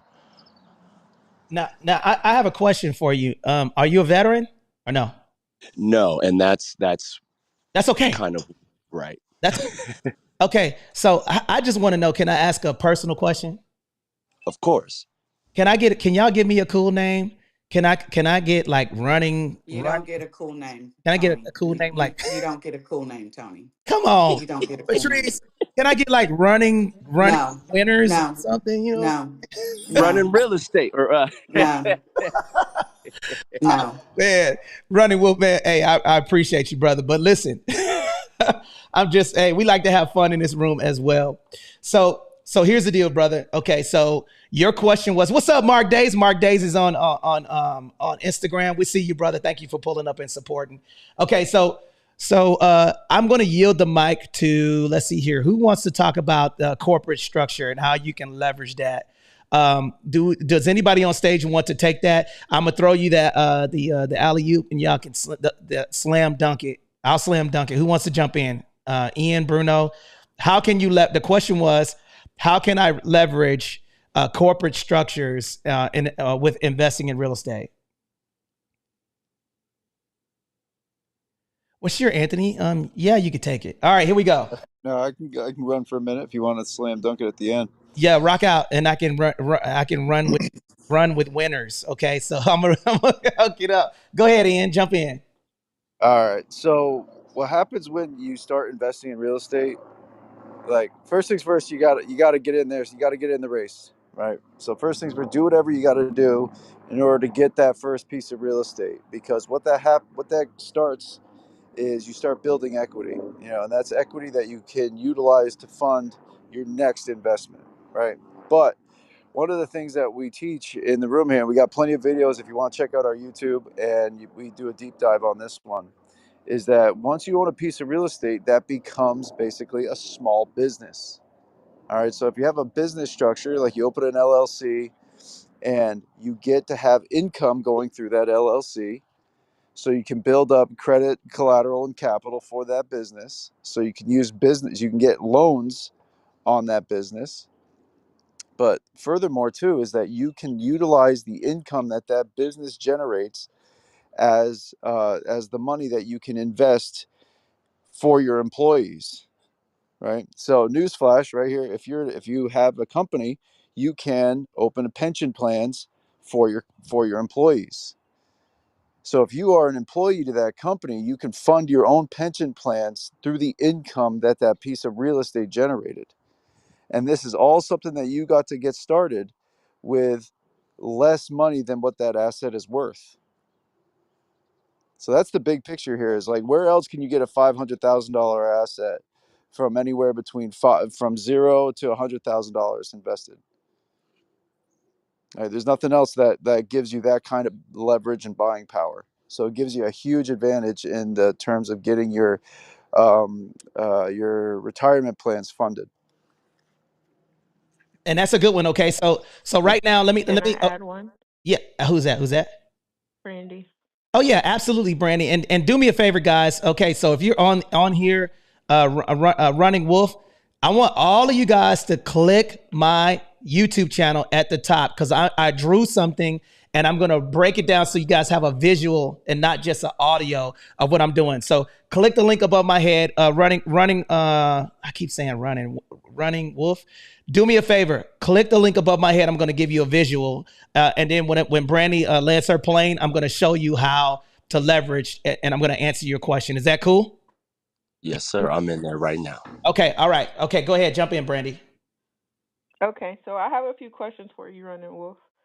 You ready? Okay, yes, yes, Okay. So, in your initial question, you asked how to leverage business credit in an LLC, correct? yes. Okay. Now, is this a single member LLC or a multi member LLC? It will be a multi-member. I want to do in-house, not outside board members. Right now, it's single member structured. It's a holding company with subsidiaries that I'm establishing. Okay, but at some point, there's going to be multiple people within this particular business structure, correct? Yes. Okay.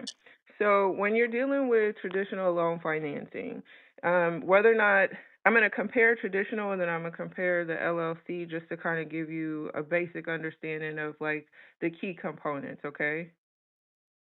Okay. Okay. So we're currently talking about a VA loan.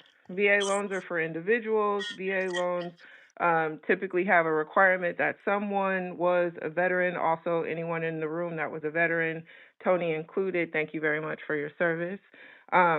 But the key components when someone's looking at financing are going to be the credit, right? Credit, it's going to be the collateral, it's going to be income.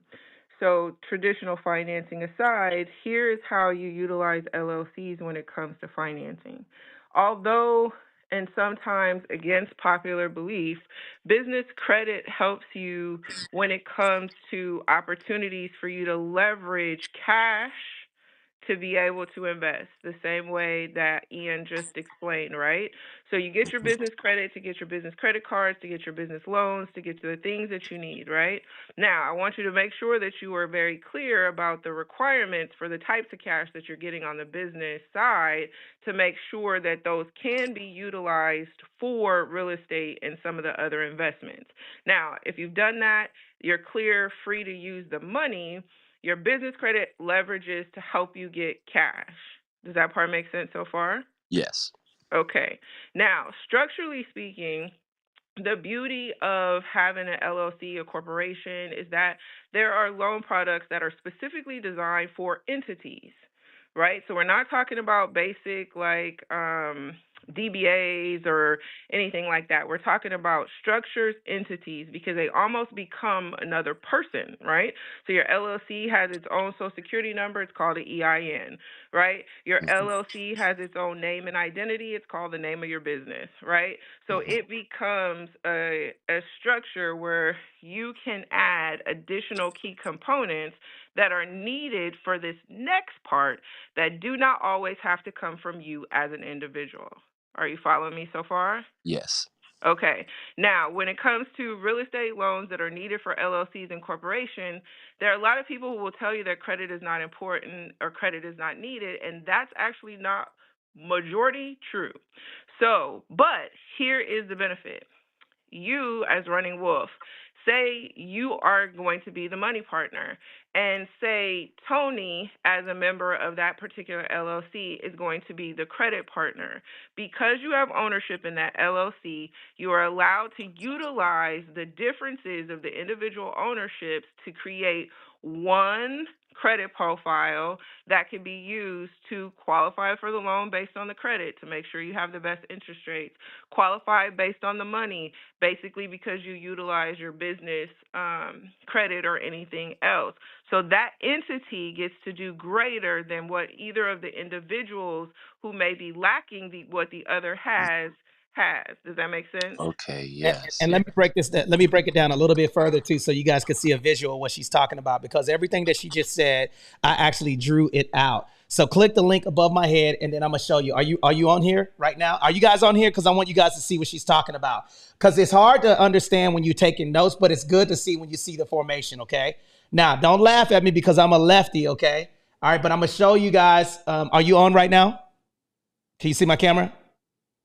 I am. I'm having trouble with the doubled audio.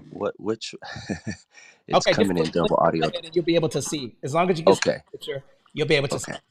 Okay, so step one, okay, is I'm buying, okay, I'm buying the property, right?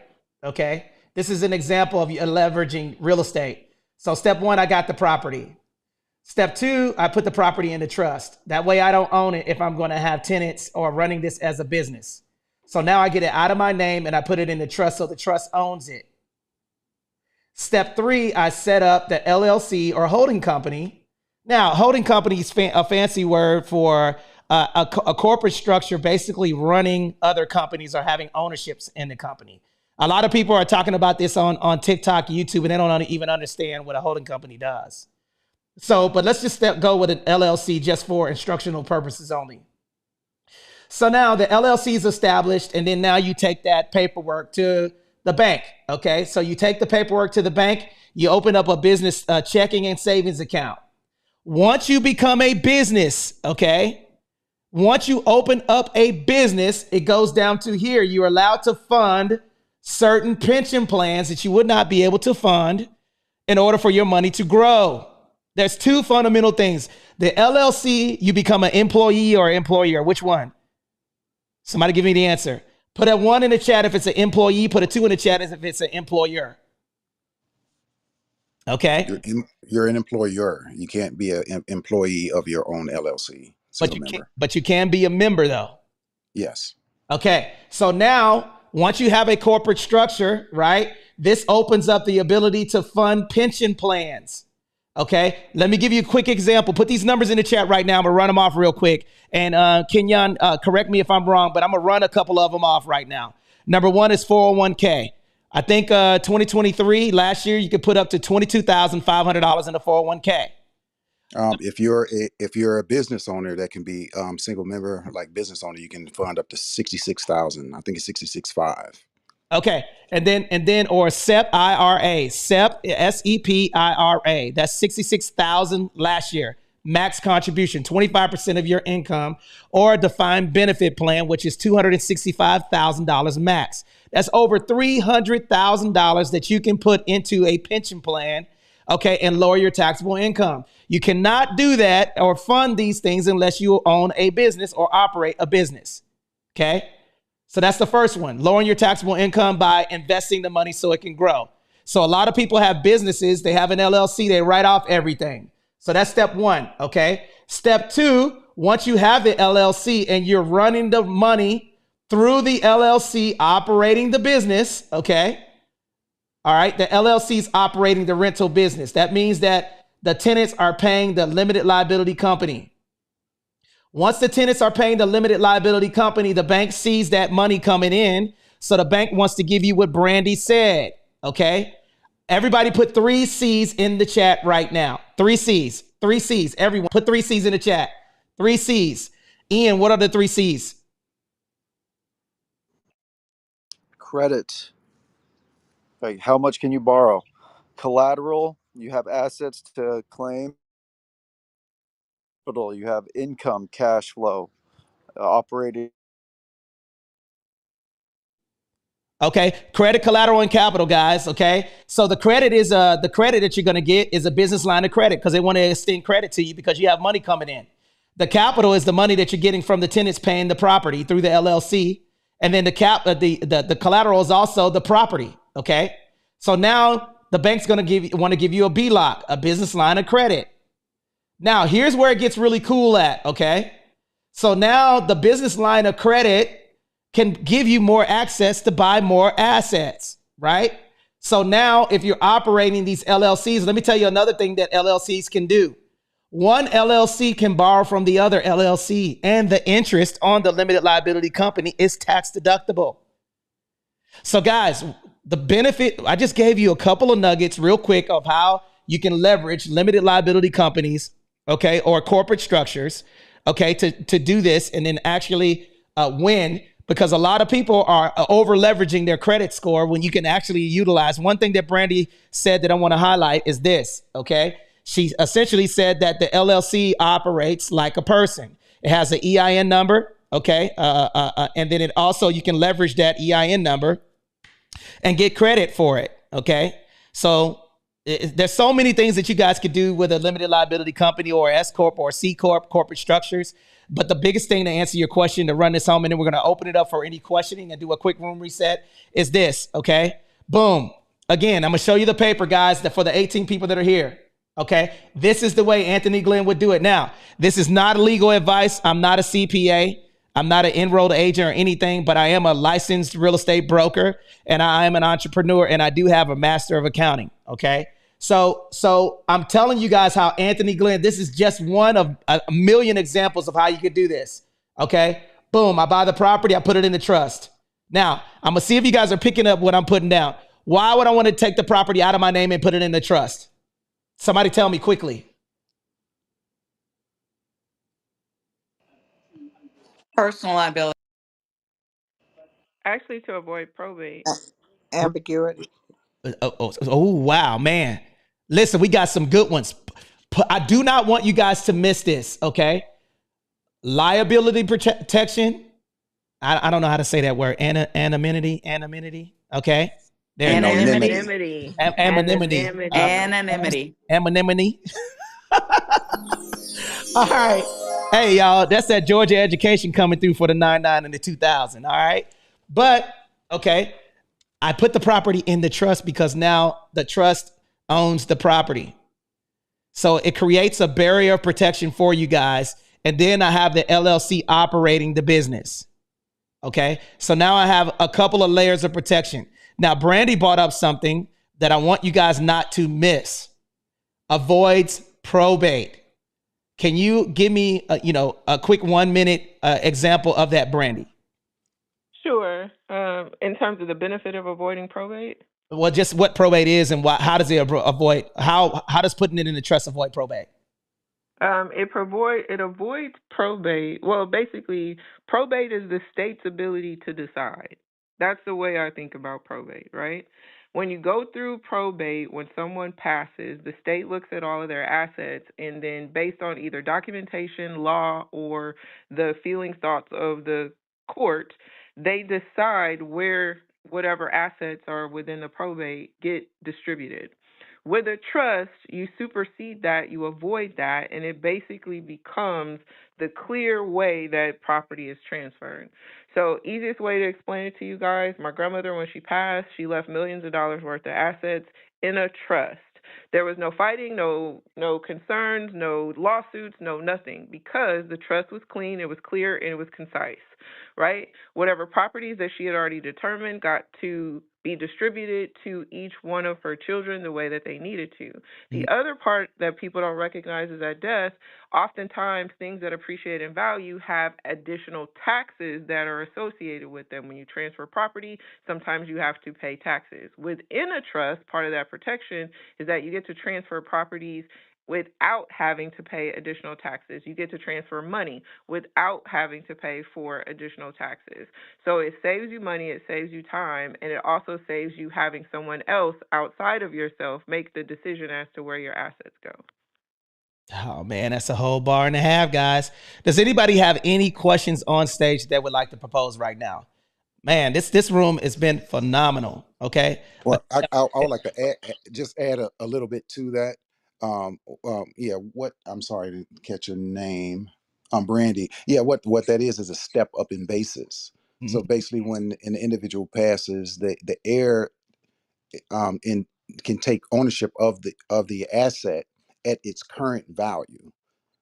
So say that your parent left, purchased a property for 500,000, and by the time they passed away, it's $1 million. Normally, that 500,000 is taxed on transfer, but when they pass away, it's given to the heir at the $1 million value, so they don't have to pay tax on that difference. So they get it's called a step up in basis. And along with that, like a lot of people kind of get wills, and this for individuals who do not know, they get wills and trust kind of mixed up. Yes. A will does not protect you from going through probate. Thank you. It does not. So a will, people have a misconception that they can avoid probate and it goes directly to the heirs. It does not stop you from probate. A trust will. So I just wanted to add that tidbit of information. Now, this is something that we talk. Now, you just heard that from a CPA, guys. How long have I been saying it on the app right now? If you own a property, listen, guys, if you own real estate, cars, precious metals, jewelry, listen, I'm going to give you guys a personal scenario that happened to me, okay? My family, my father was in the Army, okay?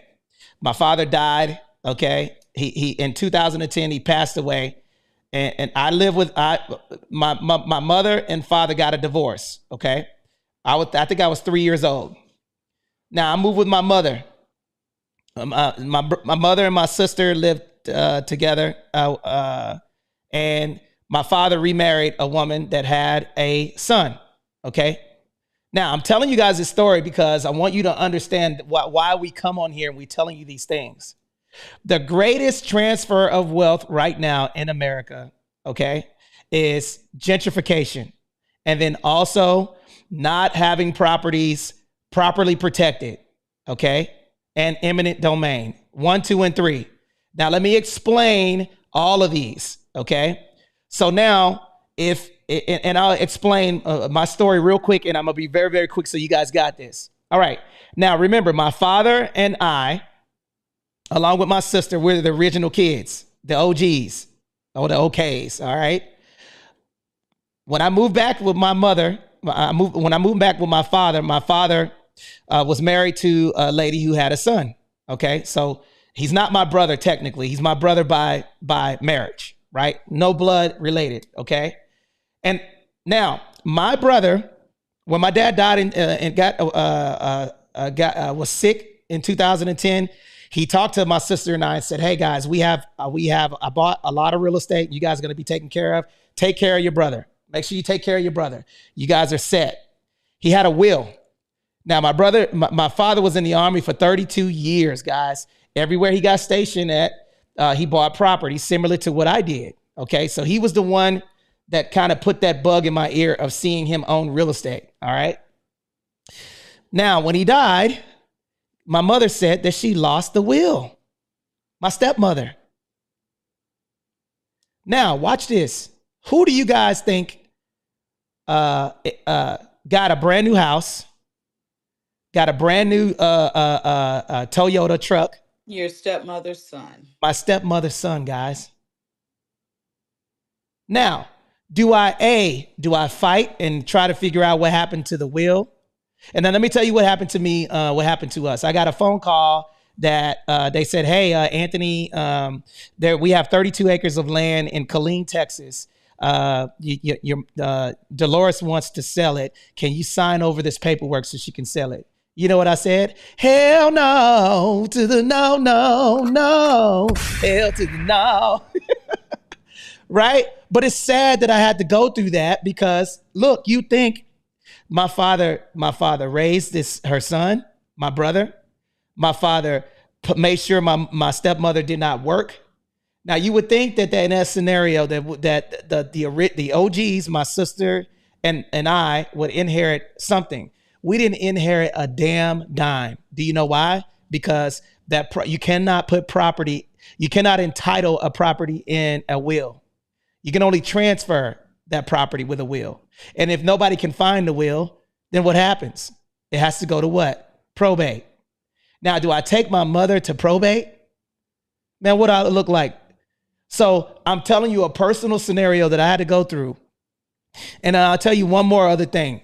Where do you think now? Let me play a scenario. Can I put a 1 in the chat if you guys want to know another scenario like this so you guys can understand what we mean by this scenario? Because I think this is very important when owning property. Okay.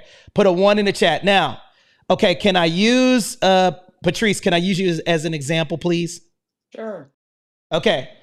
All right. Now I want to see if you guys can pick up this answer. All right.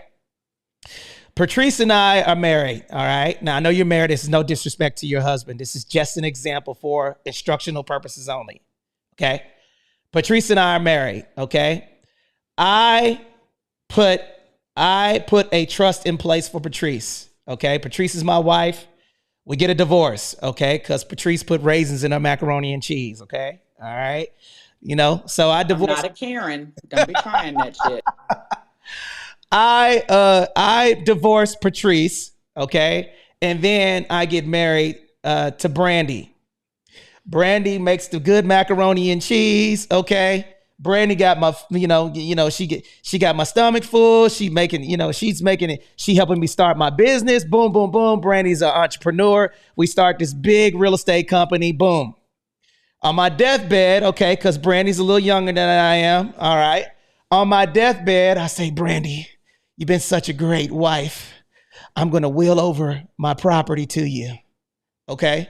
So Brandy, I write a will, okay, to Brandy saying that she's going to get all of my properties. Now, who gets the properties? Brandy or Patrice?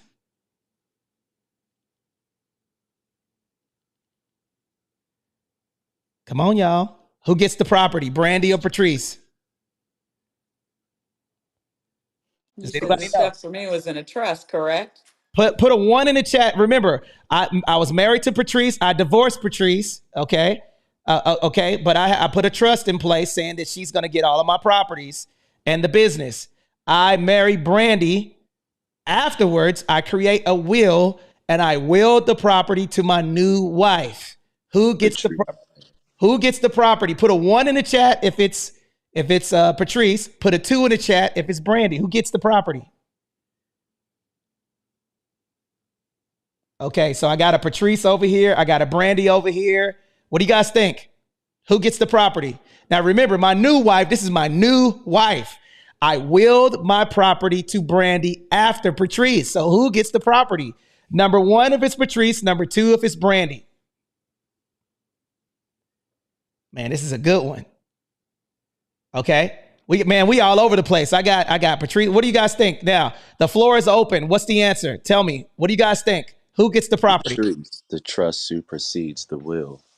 I would Okay. say Patrice gets it. Okay. Running Wolf. Okay. Kenyon, what do you think?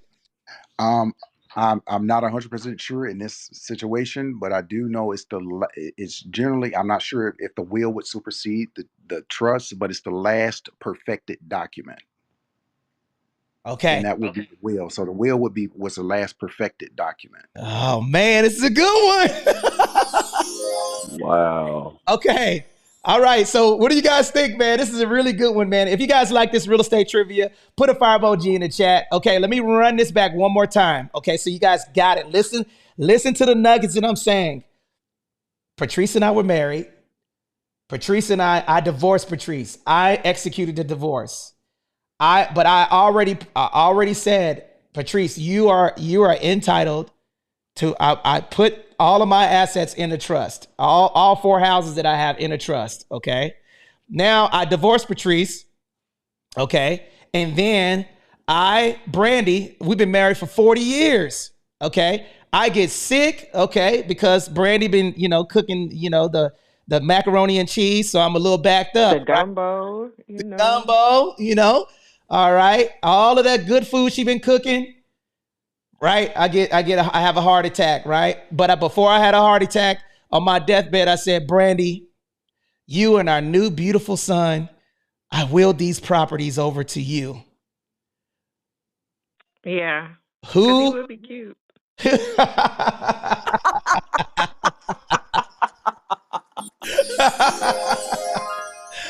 Who gets the properties? Brandy or Patrice? Patrice, Why? because that was what was in writing. Okay. But the will's in writing too. And I got the Oh, will it's after the okay. trust. Okay, I didn't know you put the will. I thought you said I said I'm going to get a will. But if you put it in writing, I think it's the will. Okay. All right. So guys, put a fire emoji in the chat if you guys are liking this conversation. Heart up, because I'm going to give you guys the answer. Are you guys ready for the answer? Y'all put a one in the chat right now if you guys are ready for the answer. Patrice gets the assets because I cannot will something that I do not own. Boom. Shakalaka. Okay. Now, Brandy's going to be sad, but guess what? I sure am. All that hard work I did, taking care of you Girl, for I 40 told you years you should from have left now. his ass. Supporting you and making sure when the world is tearing you down, I got your back. Told you. I told you before you married him. You Hey. did, girl. You warned me, and I did not listen. So listen, guys. The reason why Patrice. Now, the only way that Brandy could get those access to those properties is that Patrice, who is the beneficiary, has to relinquish, has to sign off on that document. She's getting a divorce. You think she's gonna sign off on that property? Hell no. She's been putting up with my ass for all this time, right? There's no way in hell she's gonna sign that document so Brandy can inherit all of the hard work and sacrifices that she put in. She put in work. So guess what? The children cannot inherit that property either. And guess what? Since that property was put in a trust, it's going to be very difficult to petition that. Now, I don't care what you guys say. All right. So the only way now, can you reverse a trust? Yeah, good luck with that. Okay. Because remember, if I put that in a trust, if I executed that trust, it's going to be difficult for me to change it because the If it's beneficiaries, irrevocable. For exactly, sure. the beneficiaries benefit from the trust, especially if it's an irrevocable trust. That's the hardest one to change. All of the beneficiaries, all of the board members have to sign off on that to change it. Okay. So right now I got people banging in the chat right now. They're like, that's some bull crap, man. Hey, welcome to the Winning Real Estate House, guys. We're telling you guys, but at the fundamental piece that I want to put away from this is that make sure you have your assets in a trust so you avoid probate. Because guess what? Probate, I want y'all to put these two words in the chat: public and private. Public and private. Put that in the chat, please. Public and private. Now, public means that probate is public. So guess what? Let's just say right now we're all on stage, okay? Anthony Glenn's a dirtbag, okay? Let's just say that Patrice and her husband, we're all kids on stage right now. We're all family members of we're the heirs of Patrice. Patrice decides that she has created all of this wealth. I'm a dirtbag, right? And then Brandy is the good kid, right?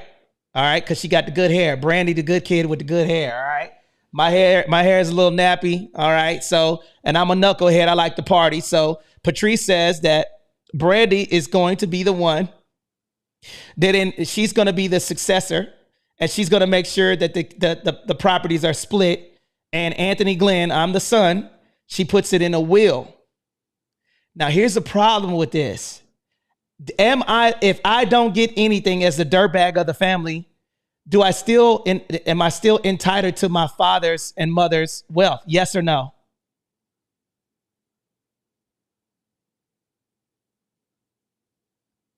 Yes. Yes. So what can I do? What can I do? Just because Brandy's my sister, I could do what? I can say, you know what? I lived in the property. I got proof I was getting mail. So I don't care what my dad said. I want to petition this will. Now, what's happening to Patrice's assets right now? What's happening to the taxes? Who's paying the taxes? The whole family is in a ruckus. Right? So, ladies and gentlemen, what we're telling you guys is that to avoid all of that, put everything in a trust and have good beneficiaries and successor trustees to make sure everything is good to go. Any questions or comments about those two scenarios that we pushed out there? I do have a question. Sure. Hopefully, it's not moving the goalpost too much. I know you, for case of allegory, you avoided using the holding company as part of the example. Why I had petitioned that question in the first place was dealing with the OPA, like the operations of agreement, and a holding company, as it's just things that holds properties, that holds Mm-hmm. assets. When that comes into play, if the holding company is structured appropriately, those assets are protected also by an irrevocable trust within the holding company. Wouldn't an operations of agreement have power in the court as well as influencing those types of decisions, say that should come into a scenario like this, such as in the operations of agreement, if I put in my OPA and the trust, I want this property to go to such and such in the case of my death or sickness or non-culpability anymore. Would that have any legal influence over a scenario like that? Yes, of course. Okay, so within my trust, I have a holding company that operates my corporations. And in that holding company says, if in the event that I perish, let me give you an example quickly of what he's talking about, because I don't want to go too far deep into it. And guys, if you click the link above my head, I go through each position in a trust, and we have these conversations. So the holding company, basically what it does is it gives you risk diversification, right? And then you can have streamlined management in there, and you can have successor trustees that will operate the holding company. So for me, here's an example. All right. So I'm going to draw it out. Click the link above my head so you guys could understand what he's talking about. Okay. So I'm going to draw it out real quick for you guys, and I'll go step by step on what he's talking about. So I have my trust. Okay. Within the trust, the trust has assets in the trust, right? Assets are businesses, corporate structures, and then property. Okay. Now the holding company holds ownership in each company. Okay. The holding company, here's a picture. The holding company is a corporate structure. Within that holding company has members, right? Those members can be trustees. The trustees operate the business. Now, the reason why my formation is like this and they operate the business and the assets and the holding company is in there is because I have underage kids. So within that holding company, I can say, hey, the members within the holding company are going to be Ian and Bruno. In the event that I pass away, they're going to make sure that that the successors to my or the beneficiaries is going to be this holding company. So that holding company can basically operate these businesses and say, hey, we're going to operate the business, and then we're going to vote on, to make sure how much money is coming out of the company, right? That the operating agreement is basically how the company operates. Here's an example of an operating agreement. Okay. So in one of my LLCs, I have, it says that my kids can't get money until they are going to school and maintaining a 3.0 grade point average. That could be in an operating agreement. An operating agreement can say when my kids turn 18, they can have access to in the operating agreement within my holding company. Here's another provision that I have in there. My kids cannot inherit, my kid's wife or husband cannot inherit my wealth. So you can put all types of provisions in a holding company, right? Within the operating agreement. The operating agreement is basically provisions on how the company operates and everybody's responsible positions within the holding company. So just breaking it down on examples of how holding companies operate. But I definitely want to go back to the main topic. If you guys want to know about holding companies and all of that stuff, click the link above my head and then subscribe to the YouTube channel and look up LLCs versus S Corps and C Corps, and you guys can see that. But did I answer your question, brother? The answer is yes. The holding company can have provisions in place and legal parameters that you put in place within your trust. Yes, thank you. Thank you. Okay, so I wanted to get through that, guys. Let me do a quick room reset now. If you guys are enjoying this conversation, put a fire emoji in the chat because we're going to continue to kick it like a sensei. Does anybody have any questions on stage that they would like to propose? Anybody have any questions or comments?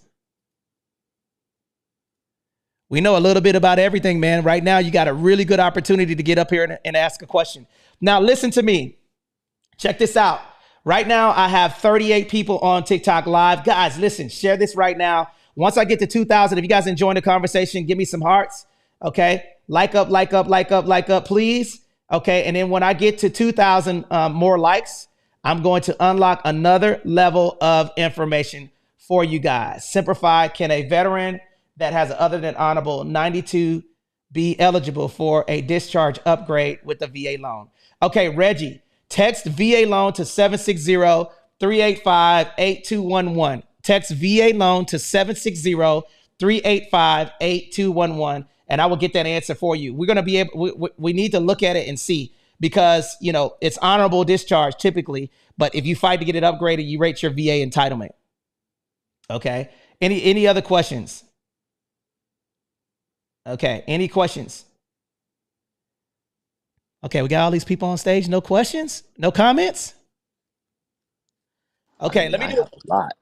Hope people are taking notes, man. Hope everyone's taking notes and then putting it into action, Okay, and guys, listen, for a holding company, this is one thing that I learned, guys, about this. I'll pause on this part right here. Okay, I am just learning this. Can I put my house in an LLC? Children, I highly suggest that you do not. Now, I got my CPA on stage. Why do you not want to entitle a property in the LLC? Okay. Can anybody tell me? I know Brandy is here. Brandy might be able to cover this. Why not? What are the cons of putting a property in a limited liability company?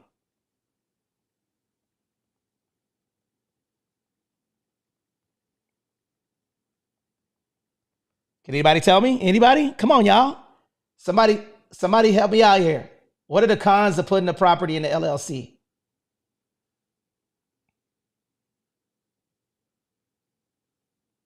They can find out who owns the LLC. That's one reason. Okay. Why else? LLCs, you can't have any personal use deductions.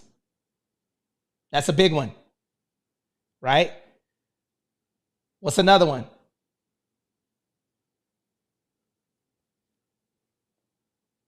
Come on, y'all, help me out. What are some of the reasons why I suggest putting it in a trust and then having the LLC operate the business? It makes the LLC liable. Bingo. There it is. It makes the limited liability company liable. So guess what? If somebody sues your LLC and it sees that the property is owned by the LLC, your LLC, your property value is at stake. People don't even think about that. If the property owns the corporation owns the property value is at stake. Now, everybody put these two words in the chat, okay? I want you to put these two words, these two words in the chat. Charging order. Here's the reason why you do not, well, I'll tell you why you want to use the LLC to operate the business, but you want the trust to own it. Everybody put charging order in the chat right now. Charging order, charging order, charging order. Put charging order in the chat. Charging order, charging order. Okay. Now, Ian, can you explain what a charging order is, please? All right, everybody. Okay, so charging order is this neat little feature about an that certain companies an advantage if they choose to use the LLC as the type of business structure that they want to utilize for their business. So if a corporation, okay, so this is the scenario that kind of protects you in the place that if you sued for some kind of situation and you lose. All right. So say for whatever situation you get sued, you lose, and that person doesn't want money. They're going after the business. All right. If you have a corporation awarded shares instead of money. All right. If that's what they want to sue for, then, and that's what the judge has the appropriate restitution, then there you go. You can get more than 51 company. They can force you out of that company. All right.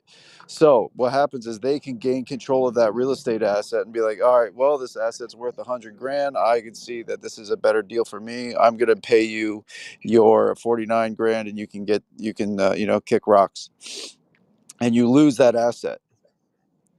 All right. So, but if you have a charging order, is something that's issued as something that's only LLC, and this is why it's an advantage with an LLC. So if you get sued and you lose and you have an LLC, they can only assign you what's called a charging order.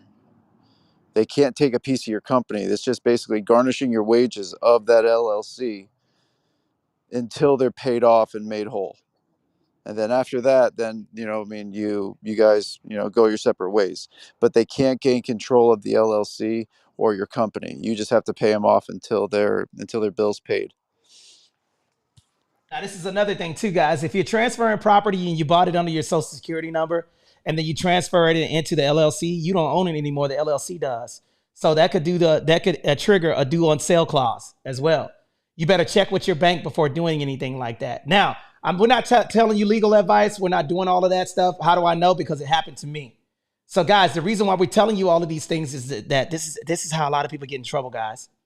So my suggestion to you, it says, so have a trust and have the LLC operate. Yes, that is correct. Have the trust and then have your limited liability company operate the rental business. Okay. And you can have an S Corp, you can have an LLC and take S Corp filing for taxes. A lot of people like the S Corp filing, but I don't like, listen, again, I'm not a CPA or enrolled agent. I'm just speaking from my lens. S Corps, if you got an S Corp situation, you got shareholders. Shareholders, your company's worth $1 million at $10,000 a share, right? 100 shares, somebody sues you, boom. They file a lawsuit against you, you got an S Corp. Your S Corp gets sued and they are awarded $510,000 in damages. Now they're a majority stakeholder in your company. They can go in and vote you out, and then now you don't have a company.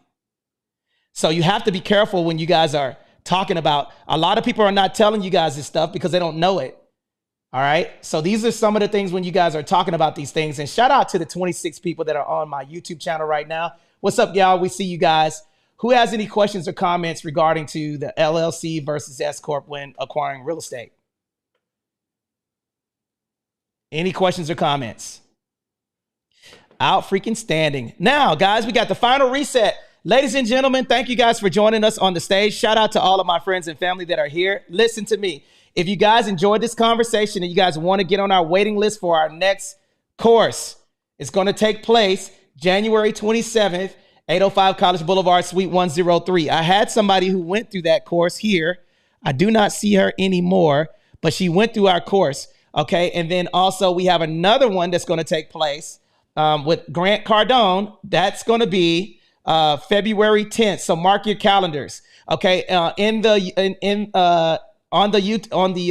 YouTube live, you guys will see the Eventbrite, so you guys can get on that waiting list for the masterclass. And if you guys don't have it, text VA loan to 760-385-8211.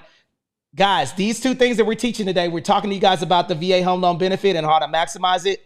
We're going to end with this, guys. So right now, get the shares up. Get me to 3,000 shares. I would appreciate that. We're at 1.2.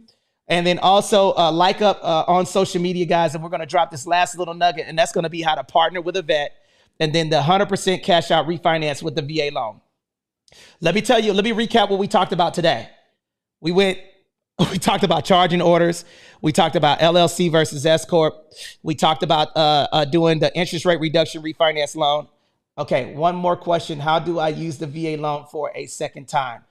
Mook Rankins, I got you. Stay put, man. Put a 1 in the chat, and then I'm going to make sure that you got that answer. Okay. All right. So we talked about the interest rate reduction refinance loan. We talked about buying a multi-unit and structuring the deal. And I'll go over that again, guys. If you guys want to buy a property or buy a multi-unit, we're going to tell you how to partner again. We'll go over that. Okay. And then we're also talked about how you guys could partner with us if you're a real estate professional.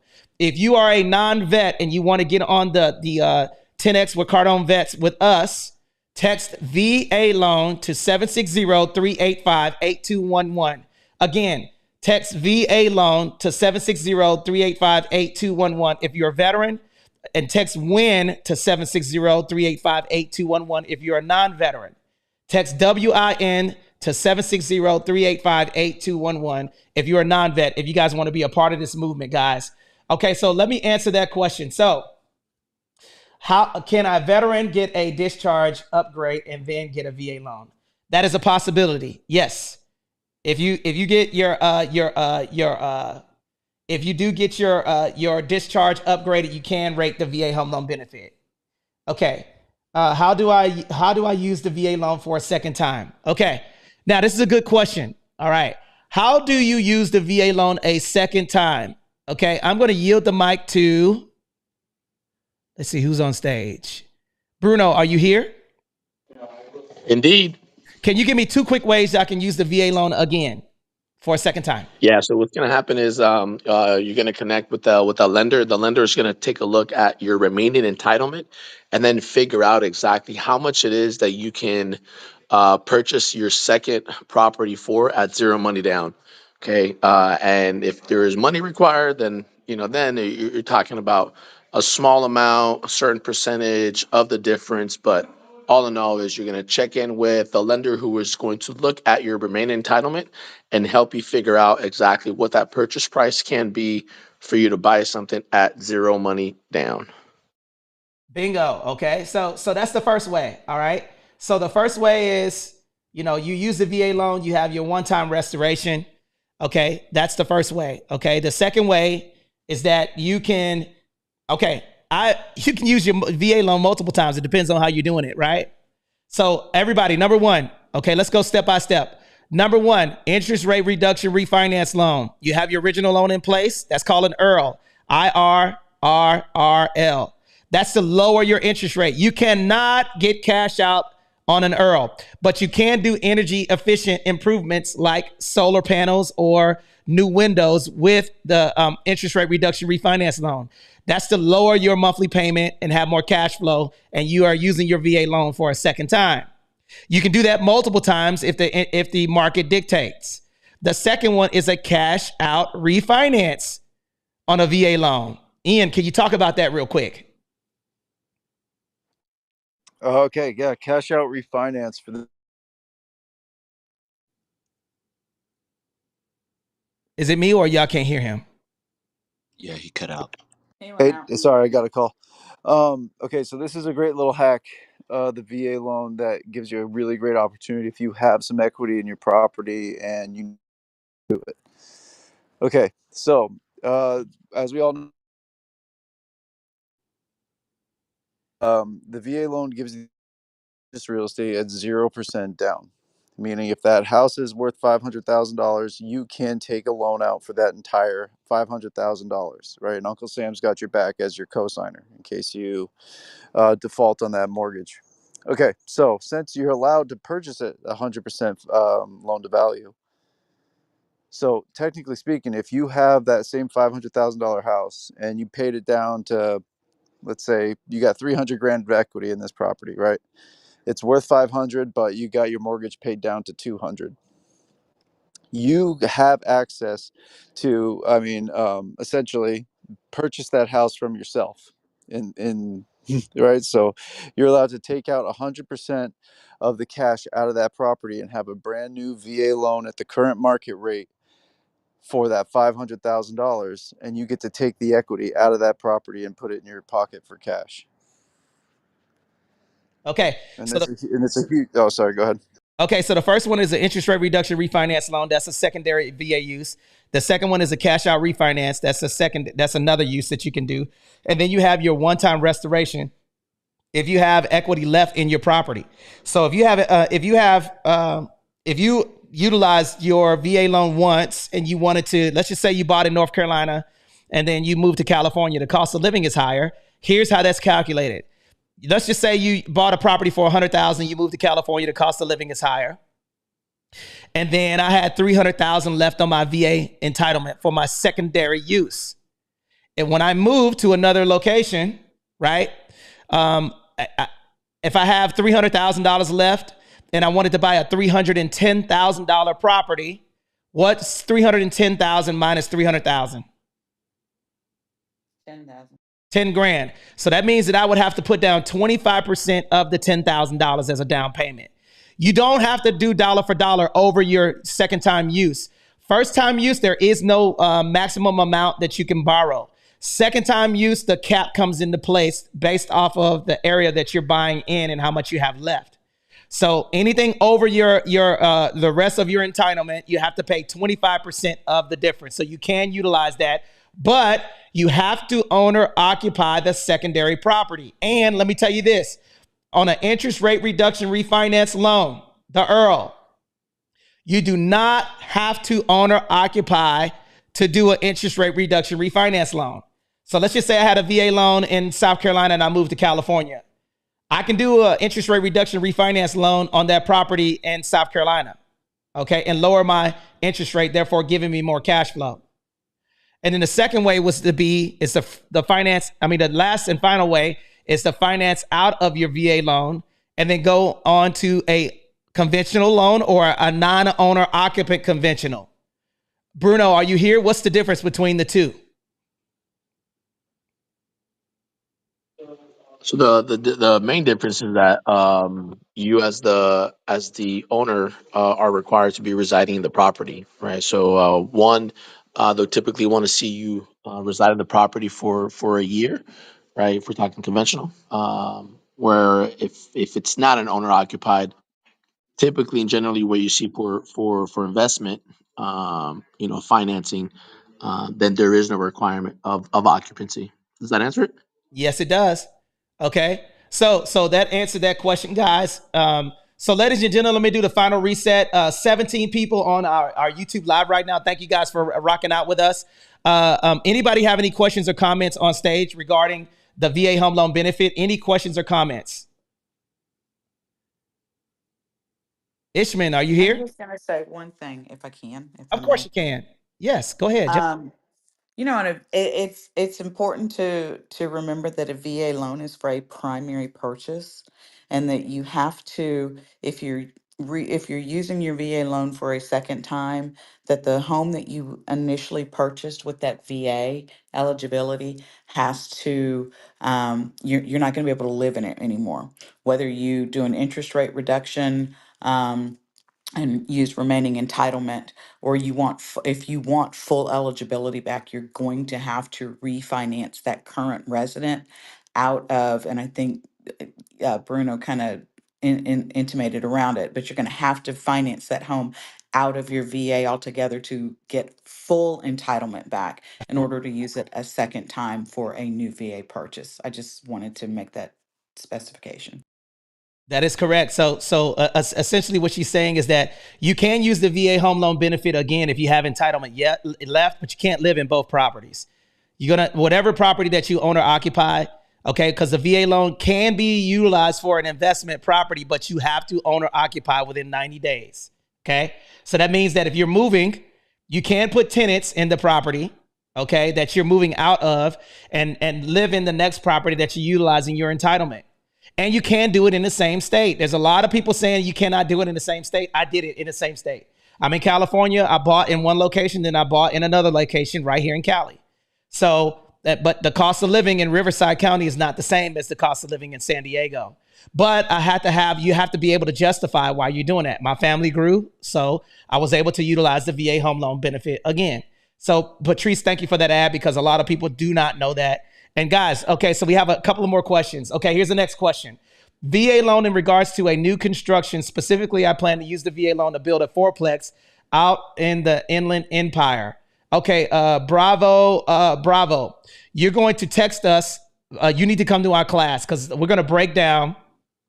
If you have a multi-unit property, can the other units be used for a senior listed? Yes. Okay. Now, these are very, very good questions. Okay, so let's go over the first questions that you guys have. VA loan in regards to new construction. Specifically, I plan to use my VA loan to build a fourplex out in the Inland Empire. Put a 1 in the chat if you guys want to know how we can do this, because I'll show you guys how to do it. Bravo, put a 1 in the chat if you're still here so I can answer your question. I want to make sure you guys got this because we're going to break it down. VA construction loan, okay? All right. Let's see here. Bruno, are you here? Brother Bruno. Yes, sir.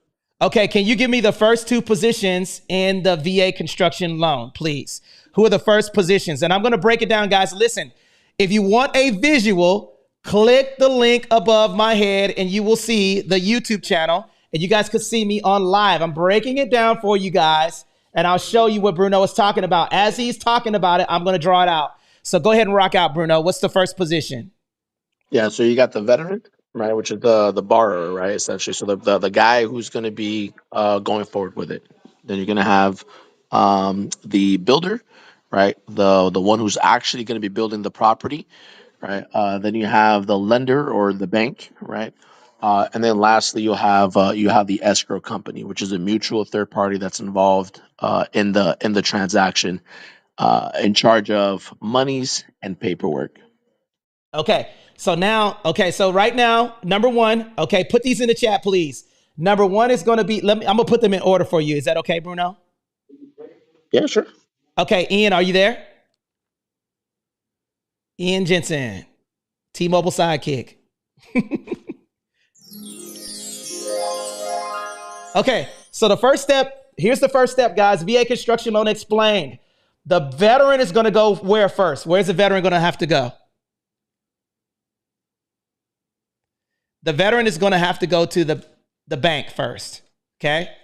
So the veteran is going to have to go to the bank. So step one, the vet goes to the bank. The bank has to be VA construction approved, okay?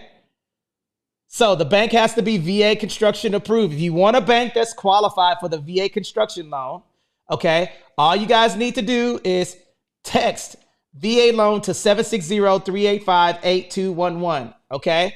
So here's a second step. So step one, the veteran has to serve on active duty is going to be, 90 days of active duty, right? I think it's either 90 or 60. Active duty. Reservist has to be in for 6 years or have 300 points or have a service-connected discharge from the armed forces. So the vet goes to the bank. The bank gives them the money. Okay. Now, step two, once the bank has the entire amount, okay.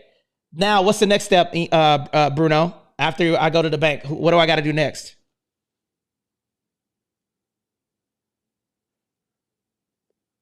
Okay, I think I lost Bruno. All right, man. Y'all be killing me, man. All right. So the next step, all right, is the bank. After the vet goes to the bank, he's going to find a certified VA builder, a contractor. Step two, vet goes to the bank.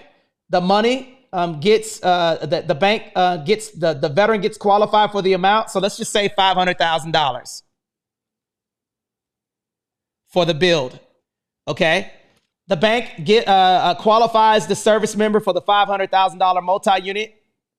Then the money gets put in a holding account. So step one, bank. Step two, finding a VA certified builder, identifying that person. Step three is going to be the money goes into an escrow account. So the escrow account is a neutral third party holding account for the money. Basically, this is like almost like a ATM machine, okay? The builder is going to go to escrow, and then the builder is going to withdraw money in phases out of the escrow account to build the property, okay? Now, let me explain this again. Step one, veteran goes to the bank. He gets qualified. Step two, he identifies the contractor that is a VA certified builder. Step three, the money goes into the escrow account. And then step four, the builder will withdraw money from the escrow account in phases. So the first phase, now let me read this to you guys so you guys got it. And I'm gonna read it right out of the VA handbook, okay? So you guys could hear it, because a lot of people don't believe that this could be done. Okay, give me a second here. Now, the VA, now listen to me, guys. Listen to what I'm saying, okay? The VA will construct a permanent loan that is a loan to finance the construction, purchase of a resident. The loan is closed prior to the start of construction. Now, what was that key word that I just said? Put it in the chat. Prior. Listen, the loan is closed prior to the start of construction, with the proceeds dispersed to cover the cost of the balance owed on, the balance owed on the land and the balance into escrow. That means the land you can acquire the land utilizing the VA construction loan. The escrow monies are paid out to the builder during construction. Now, the veteran begins making payments on construction to permanent loans only after construction is complete. Oh man, that's a bar and a half right there. That means that the entire build is completed. The veteran is not paying any money until the build is complete. So the builder is going to have phases 1, 2, 3, 4, 5, 6. He's going to withdraw money, build, inspect, withdraw money, build, and then there's inspection. And each draw period or withdrawal from escrow will be will get paid out to the builder. Okay. Now, after the loan is complete, then the veteran starts paying amortized schedule after the notice of value. Everybody put notice of value, NOV, notice of value. Now, guys, I'm telling you guys straight, listen, I'm telling you right now, nobody knows the VA handbook. Nobody knows this VA stuff more than us. So if you guys want to get on the waiting list for our next virtual class, it's going to take place this Saturday, 805 College Boulevard, Suite 103. That's going to be from 11 to 11 to 12, 1. 11 to 1, okay, is when the class is, okay? So if you guys have any questions, let me know. Great job. Okay, all right. Any other questions about the VA construction loan?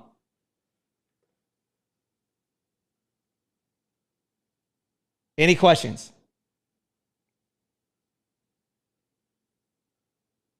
Okay, I got Rich doing the VA loan. Can you do Zoom? Yes, we will be on Zoom with this class. Okay. If you have a multi-unit property, can the other units be used for senior assisted living facilities? Yes, as long as a veteran lives in there, you can do whatever you want and rent those units to whoever you want. Okay, let me explain the joint loan and then I'm going to be done. Are there any questions? Ladies and gentlemen, you guys are in the Winning Real Estate House. Thank you guys for joining us. We've been rocking out, guys, for a 4-unit. We've been walking around. Yes, is the virtual or in person? It is virtual and in person. Okay. All right. So we're going to be doing, we're going to be doing virtual and in person. All right. So let's talk about the joint loan situation. You guys are going to like this. All right. I'm going to read this out of my handbook. Watch this. You're going to like this one. All right. So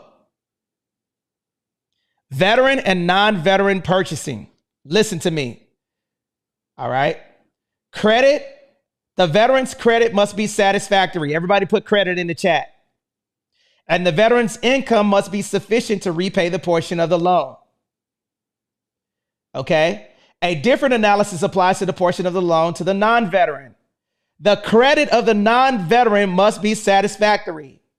However, the combined income, listen, the combined income of both borrowers can be considered in evaluating the repayment ability. So you can invest with a veteran with the VA home loan benefit and utilize the non-veteran's income. Okay. The veteran has to have good credit. The non-veteran doesn't have to have good credit. All right. Income strength of the veteran may compensate for the income weakness. So the income of the non-veteran can compensate for the income of the other one. But the non-veteran's income strength, the income cannot, okay, let me read this. Income strength of the veteran may compensate for the income weakness of the non-veteran. Income strength of the non-veteran cannot compensate for the income weakness of the veteran and not analyzing the veteran's ability to repay his portion. So if the veteran cannot repay their portion of the loan, then the non-veteran's portion, imagine 2 people, right? You have 2 people, one veteran and one non-veteran. Okay. Credit must be satisfactory of the veteran's portion. Okay. Income strength of the veteran can compensate from the income weakness of the non-veteran. But the income strength of the non-veteran, the non-veteran cannot compensate for the income weakness of the veteran. So guys, as you guys are analyzing this process, you can utilize a veteran, okay, to purchase a multi-unit. If the property is to be owned by 2 or more eligible veterans, it may consist of 4 units and 1 business unit. So that's 5, plus 1 additional unit for each veteran participating in ownership. Thus, 2 veterans may purchase or construct. You can either buy or build residential property consisting up to 6 family unit, the basic 4 units, and 1 unit for each veteran and 1 business unit. So 2 veterans can build a 7 unit. 1 veteran can do a 5 unit. What about income of the future tenants as part of the loan amount? Great question. All right. So the income, listen. So if somebody's utilizing the VA home loan benefit, okay, what about the income of the future tenants? Listen to me. The future tenants' income, the money that you can qualify on regular market rental analysis, can be utilized for qualifying for the VA home loan benefit multi-unit purchasing. That means that if you're a single veteran and you're buying a fourplex, those other 3 units vacant can qualify you to purchase that multi-unit. The units do not have to even be fulfilled. All you have to do is provide information on what those units will rent out for, fair market analysis, and you can qualify for purchasing that multi-unit. No, 7 units for 2 veterans, 5 units for 1 veteran. And he said 14 units. No, the only problem with that is 5 or more units is considered commercial. What if the limit on units for multi-units properties? 5 for 1 veteran and 7 for 2 veterans. But 7 units are very hard to come by. Okay. All right. So, ladies and gentlemen, does anybody have any more questions? Outstanding. Ladies and gentlemen, thank you for joining the house. We really appreciate you guys pulling up. We've been rocking for 2 hours and 20 minutes. Make sure you guys give me a follow. We'll be doing these rooms every single day leading up into our VA Loan Masterclass is taking place this Saturday in Oceanside, California. It is virtual. Anyone can be here. Okay. 5 units for 1, but then it's commercial. That is correct. So 5 units, but if it's for a 1 to 4 dwelling unit, you can have a business unit attached. As long as it's residential, you can do that. Okay. All right. So, and the joint VA loan for residential property, if 2 veterans are participating, you can buy 7 units. Okay. They're just very, very rare. They're hard to find because if it's zone commercial, it's very difficult to purchase. But if it's zone residential, you can buy it. All right, outstanding. Ladies and gentlemen, thank you guys for joining the show. Text the VA loan to 760-385-8211. Again, text VA loan to 760-385-8211. If you guys want more information on how to get on the waiting list, we will see you guys tomorrow. Okay, I'll be on tomorrow, live on tomorrow, and we're going to rock out again. So I'll talk to you guys soon. Have a great day.